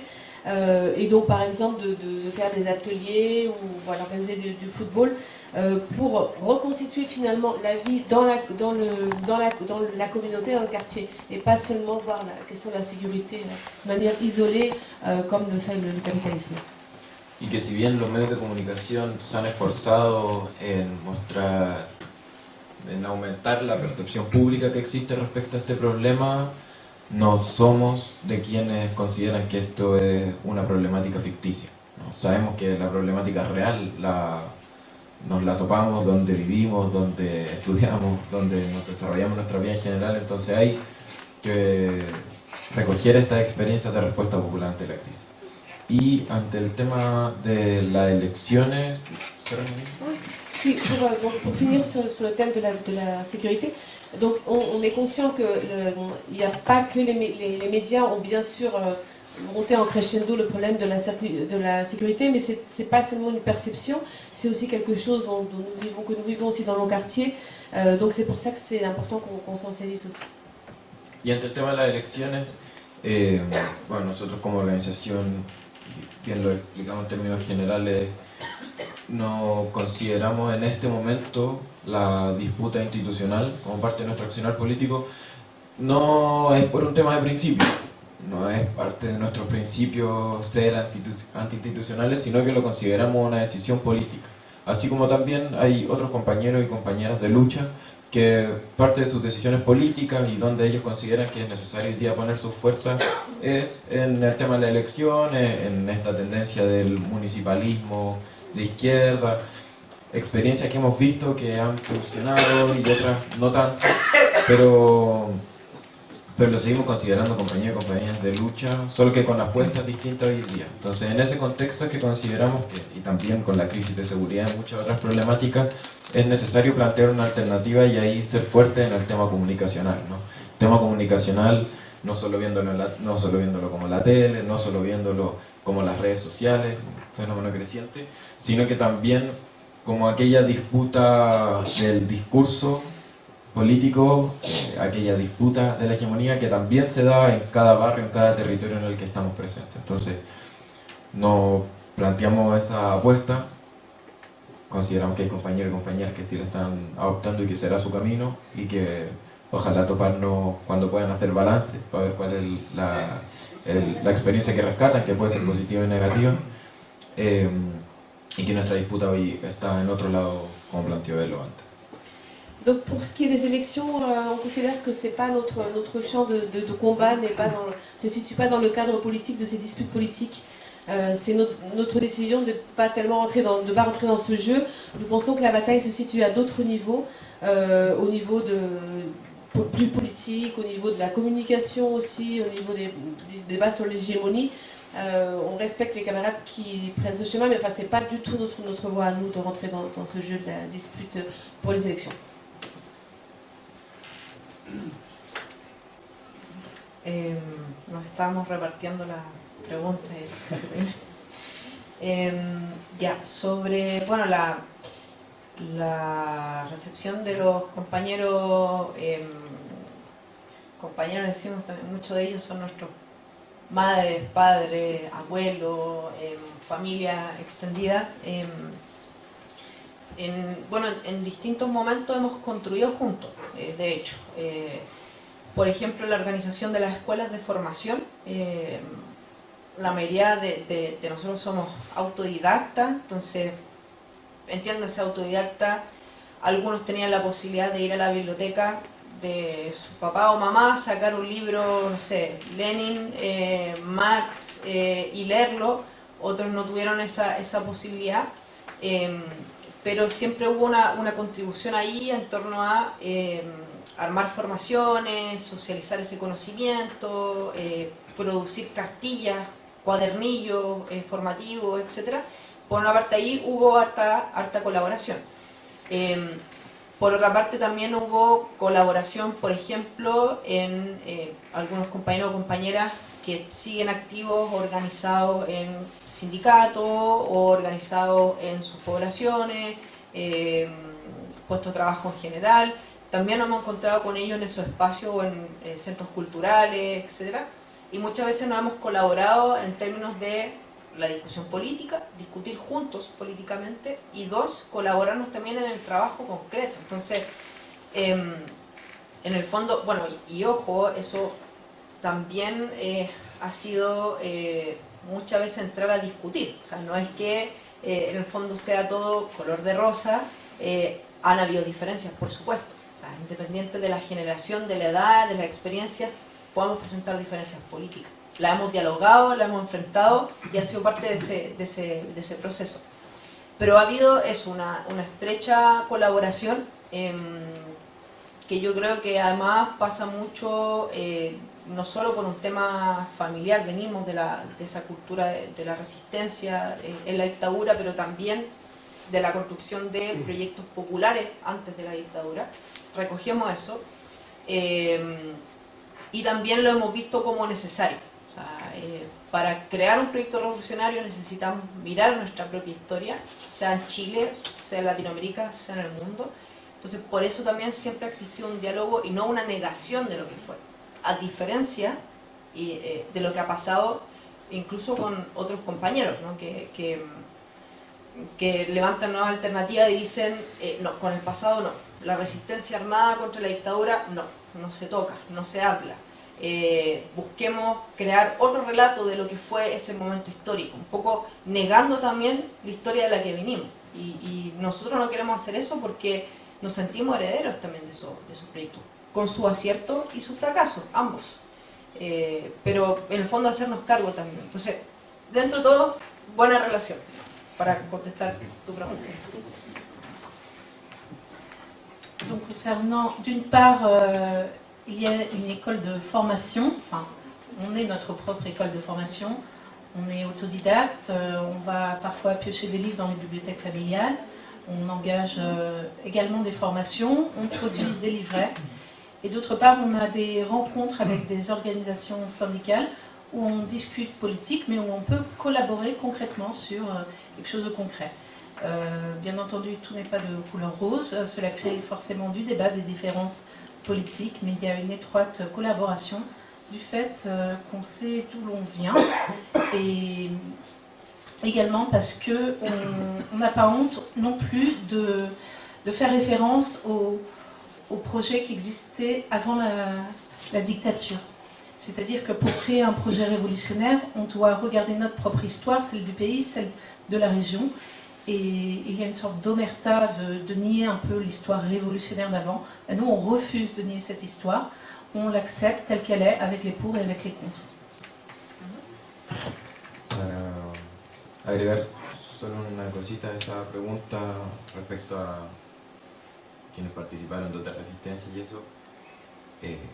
Mi abuela, que varios de acá conocen, me dice que no nos tenemos que creer el MIR.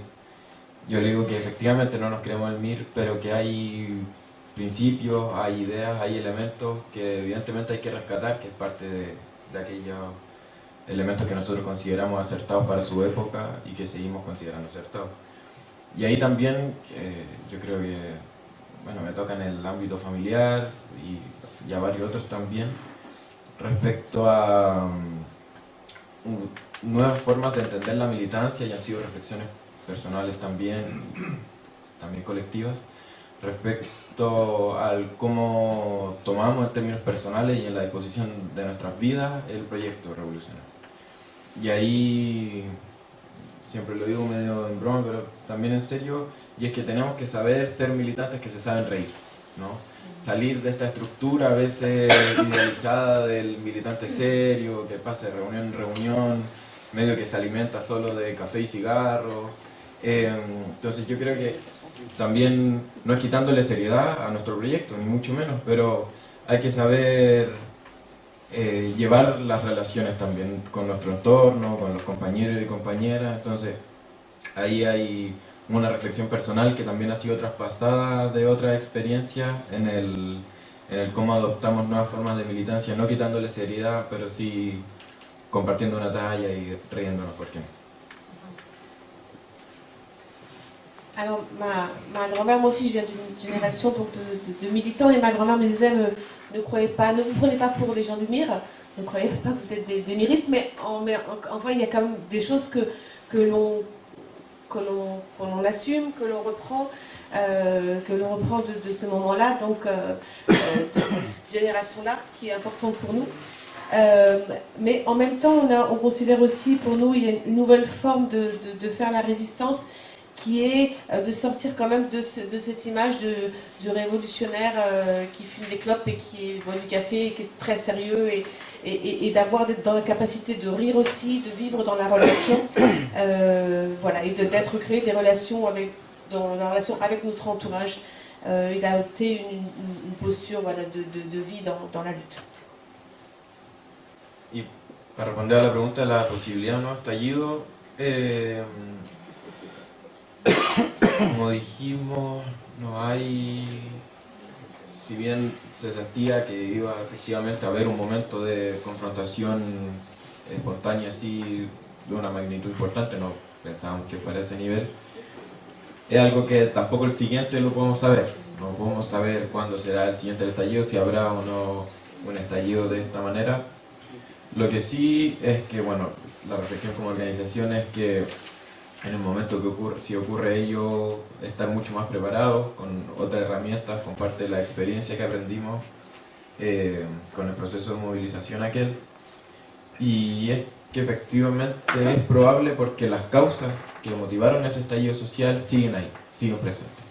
como dije antes, no se ha solucionado la crisis respecto a vivienda, salud, educación, condiciones laborales. Entonces, hay ahí un descontento que ya se está empezando a expresar a través de movimientos sociales, pero también a través de estos procesos de organización territorial crecientes, y ahí hoy día también están nuestros compañeros, yo también estoy ahí, que están en la universidad o que están en los liceos, se siguen movilizando, nos seguimos movilizando no solo por demandas estudiantiles, sino que por otras de la sociedad en su conjunto. Entonces estamos aportando en ese proceso de lucha, pero por sobre todo con este proceso que fue tan clave para el estallido social del 2019, que son los procesos de organización popular. Pour répondre à la question sur le soulèvement et s'il va y avoir de nouveau un soulèvement, si on peut prévoir sur un autre soulèvement, c'est une question difficile parce qu'on n'était pas préparé. Enfin, à ce moment-là, c'était quand même spontané, comme on l'a dit. Mais notre réflexion nous mène à penser qu'il faut qu'on soit beaucoup plus, qu'on se prépare beaucoup plus à ce moment-là, parce que de toute façon, toutes les raisons qui ont donné lieu à ce soulèvement, à cette explosion sociale de 2019, elles sont toujours là. Que ce soit en secteur de la santé, de l'éducation, du travail, du logement, toutes les raisons de ce mécontentement qui ont donné lieu au soulèvement populaire de 2019 continuent à être présents. Il faut donc qu'on soit plus organisé. Et c'est pour ça, c'est dans ce cadre-là que le processus d'organisation territoriale qu'on est en train de mettre en place est important, et on considère que voilà, notre rôle est de travailler à ça.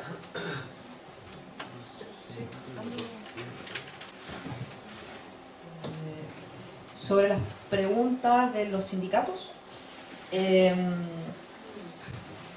es un debate estratégico, de hecho, que hemos tenido al respecto, porque sabemos que los y las trabajadoras del cobre, por ejemplo, de la metalurgia, de la agroindustria, de la pesca, son estratégicos, son sectores de la economía estratégicos en Chile. Pero hemos tenido esta contradicción, ¿no?, de que en el fondo el capital también ha sabido cooptarlos dándoles ciertos privilegios. Entonces, ¿cómo rompemos con eso? ¿Cómo nos ganamos a la capa obrera para que también asuma un proyecto revolucionario? Entonces, de ahí viene esta tesis, ¿no?, de organizar los sectores más precarizados de la clase trabajadora para que puedan de una u otra forma generar un grado de influencia al conjunto de su clase, ¿ya? Que es lo que se produjo naturalmente en el estallido, pero que nosotros queremos producir políticamente. Es decir, que esa influencia sea también de proyectos. Por ejemplo, que las pobladoras de los campamentos, tomas de terreno, que allá en Chile hay un gran problema con las tomas de terreno, que están criminalizando además y están desalojando, tengan la posibilidad de levantarse y decir, oye, yo el barrio que yo quiero, la casa que yo quiero, mi territorio quiero que sea de esta forma. Para eso hay que trabajar para construirlo, hay que producir de cierta forma para vivir de cierta forma. Así, para vivir de forma distinta necesitamos producir de forma distinta. Y así con ese discurso, lograr también, y discurso me refiero con el ejemplo también, no solo con la palabra, lograr tensionar también aquellos sectores estratégicos para que puedan a su vez sentirse interpelados por ese proyecto, y por otra parte tener la capacidad de llegada ahí también para construir. O sea, en el fondo es, un poco creo que lo hablamos hoy día con Olivier, que nos recordaba que, claro, para el MIR, con el tema de los pobres del campo y la ciudad, también buscaban, en el fondo, dar la vuelta para también lograr llegar a los sectores de los trabajadores, sectores estratégicos que estaban más cooptados por los partidos tradicionales o que de pronto también les costaba más asumir una perspectiva más revolucionaria. En nuestro caso es similar, con las características propias de la realidad actual, pero en el fondo es una vuelta un poco más larga para lograr tensionar a las capas obreras en Chile a que asuman un proyecto y se movilicen. Y eso implica estar dispuesto a perder privilegios. Entonces no es fácil, pero uno está dispuesto a perder privilegios cuando le hace sentido el proyecto que le está planteando y en el fondo ve posible construir una sociedad distinta. Entonces, eso para contestar la primera mitad de la pregunta que hizo la compañera. Pour continuer la question des syndicats, le débat est stratégique. Les travailleurs du cuivre, de la métallurgie, de la pêche, j'en ai peut-être oublié un, sont des secteurs stratégiques. Et justement, il existe la contradiction dans la mesure où le capital leur a otorgué des privilèges. Et notre thèse, c'est qu'il faut organiser les secteurs les plus appauvris. Et ce qui s'est produit sous le soulèvement social de façon innée, cette influence qu'ont eu les uns sur les autres, qu'elle se fasse de façon organisée. Et par exemple, en ce moment, il y a beaucoup de délogements au Chili. Donc ces personnes qui sont délogées, qu'elles soient elles-mêmes les actrices de comment est-ce qu'elles envisagent le logement. Et il s'agit donc en effet de capter ces secteurs pour construire après. Une référence, c'est OMIR, qui également essayait d'arriver dans les endroits les plus éloignés, là où les secteurs des travailleurs étaient les plus éloignés de la révolution. Donc on en parlait avec Olivier, et on doit interpeller les couches ouvrières, et elles doivent être prêtes à perdre des privilèges dans le but d'avoir une meilleure société, de construire une meilleure société. Y sobre la segunda parte de la pregunta respecto a la relación con la institucionalidad, a ver, nosotros creemos que por una cuestión de contexto, ¿no? Contexto local, hay dos tareas centrales y por las características de la institucionalidad chilena, que fue en el fondo herencia de la dictadura y herencia de la concertación, la institución termina cumpliendo un rol de barrera para desarrollar esas dos tareas centrales. Lo voy a explicar ahora. Por una parte, necesitamos tener una correlación de fuerza que nos permita imponer ciertos procesos. Por ejemplo, incluso si uno quisiera como leerlo en clave más institucional, el proceso constituyente. Si hubiese habido un movimiento popular en Chile, probablemente el proceso, o sea, uno, no habría sido convención constituyente, habría sido asamblea constituyente. Primera diferencia. Dos, el proyecto que hubiera nacido ahí habría tenido una representación directa desde el campo popular. Y tres, habríamos tenido un proyecto que defender, que nos representara. Entonces ahí hay un primer problema de la correlación de fuerzas, ¿no?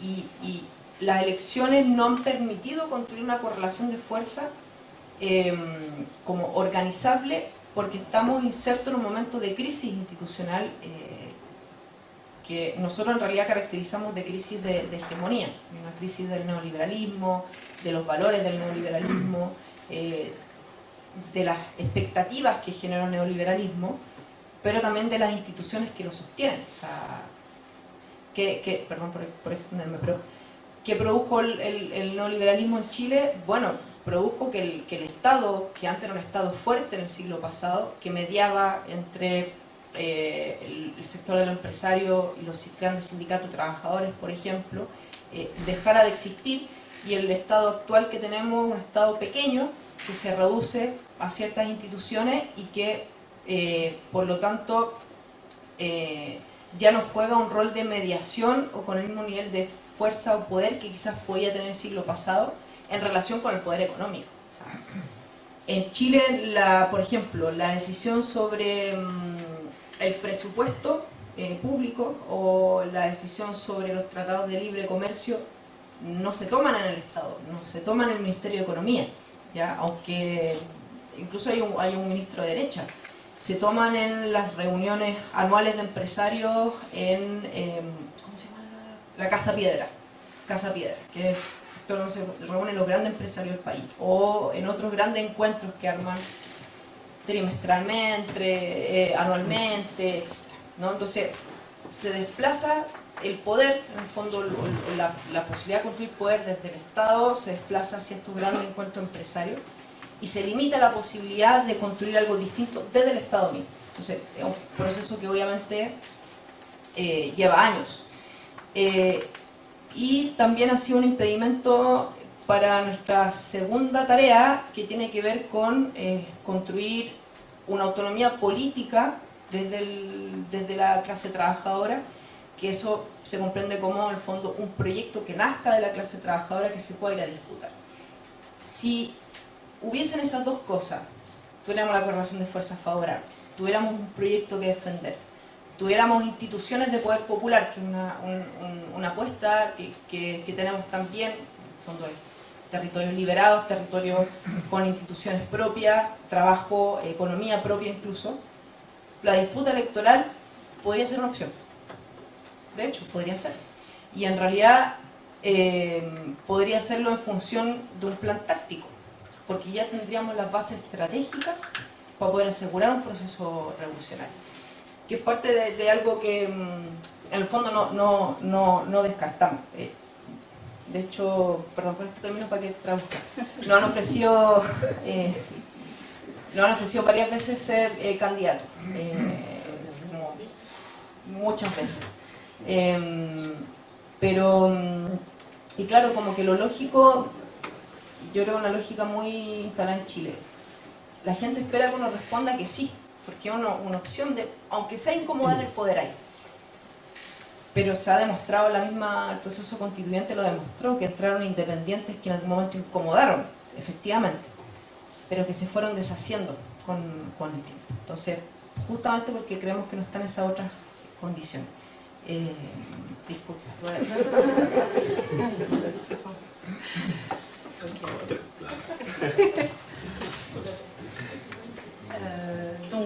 Pour la question liée au lien avec l'institution, de par le contexte local, il y a deux tâches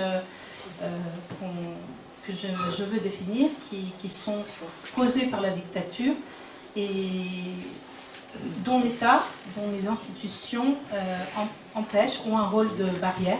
La première tâche, c'est une corrélation, une union de forces imposée des processus. C'est-à-dire que si au lieu du processus constituant, il y avait eu un mouvement d'assemblée constituante, il y aurait eu une représentation directe des personnes qui nous représentent. Deuxièmement, le projet à défendre. Les élections empêchent cette corrélation de force à cause de la crise hégémonique liée au néolibéralisme et aux institutions qui les soutiennent. Au siècle dernier, l'État était fort et aujourd'hui, on a un État qui est très petit avec quelques institutions. L'État n'a plus le rôle de médiateur avec le pouvoir économique comme il l'avait eu dans le passé. Pour preuve, les questions du budget ne se réfléchissent pas, ne se prennent pas au sein du ministère, mais au sein de la Casa Piedra, où se réunissent des grands chefs d'entreprise. Le pouvoir se déplace ainsi et on limite le pouvoir. La deuxième tâche, c'est une autonomie politique qui naît de la classe des travailleurs et qui suppose le petit 1 et le petit 2, donc qui suppose cette union des forces et qui suppose le projet à défendre. Et si on a des institutions de pouvoir populaire comme celles que j'ai énoncées tout à l'heure, territoire libéré, économie libérée, ben là, oui, la dispute électorale elle pourrait avoir lieu. On nous a déjà proposé à l'un comme à l'autre d'être candidat et la logique voudrait qu'on dise oui, mais le processus constituant nous a démontré que cela ne dure pas dans le temps. Había una última pregunta al compañero del fondo sobre antes de usted, el compañero allá había preguntado sobre la aplicación del control comunitario en los sindicatos, que han estado generando experiencia significativa en torno a eso, y efectivamente el control comunitario es una herramienta transversal a distintos espacios organizativos, porque de una otra forma es como el tipo de democracia que nosotros queremos construir, ¿no? Y es más, cuando nosotros hablamos de poder popular, hablamos de poder popular con control comunitario, porque no se trata de las instituciones de poder popular donde decidan o conduzcan los partidos políticos de vanguardia, sino que es asegurar como condición el control de las comunidades en esos espacios, en el fondo para evitar que pueda llegar a despojarse de la participación directa al conjunto de la clase trabajadora. Entonces, como una condición, es como la forma política que adoptaría, o una condición esencial para la construcción popular democrática en esos espacios. Y entre antes se ejecute, entre antes se construya los distintos espacios, mejor, porque se va instalando, y creo que también el compañero lo mencionaba, se va instalando una lógica distinta a la que estamos acostumbrados, que es como esta lógica delegar el poder, delegar la representación, que otros tomen las decisiones, y que en realidad es propio lo que nos ha enseñado el capitalismo neoliberal, el capitalismo en general. Entonces también sirve como una forma de construir cosas y construir perspectivas distintas. No sé si había una pregunta en específico, el compañero como más ya lo... ¿Sí? ¿Sí? Alors, la dernière chose, je commence à fatiguer, donc je ne suis pas sûre que j'ai tout. Le contrôle communautaire est un outil transversal, car c'est le type de démocratie qu'on veut. On parle de pouvoir populaire parce qu'on veut un contrôle communautaire où les partis ne peuvent pas nous enlever la participation. La condition, c'est ce pouvoir politique. Plus on construit des espaces, plus on construit également nos propositions. Sinon, après ça, on peut parler. Oui, voilà.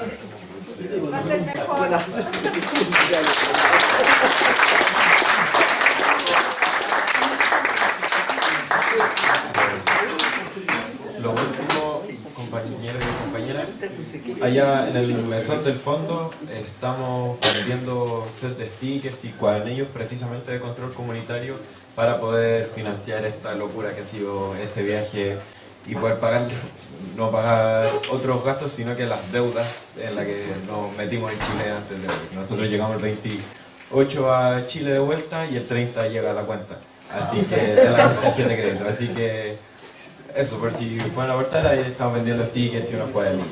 Muchísimas gracias. Muchas gracias a todos. Las empanadas van a llegar, ya están casi listas. Vamos a traducir. Pour finir, donc sur la table au fond, vous avez les stickers, vous avez pas mal de matériel qui sont importants aussi pour vous informer et pour nous aider à financer ce voyage.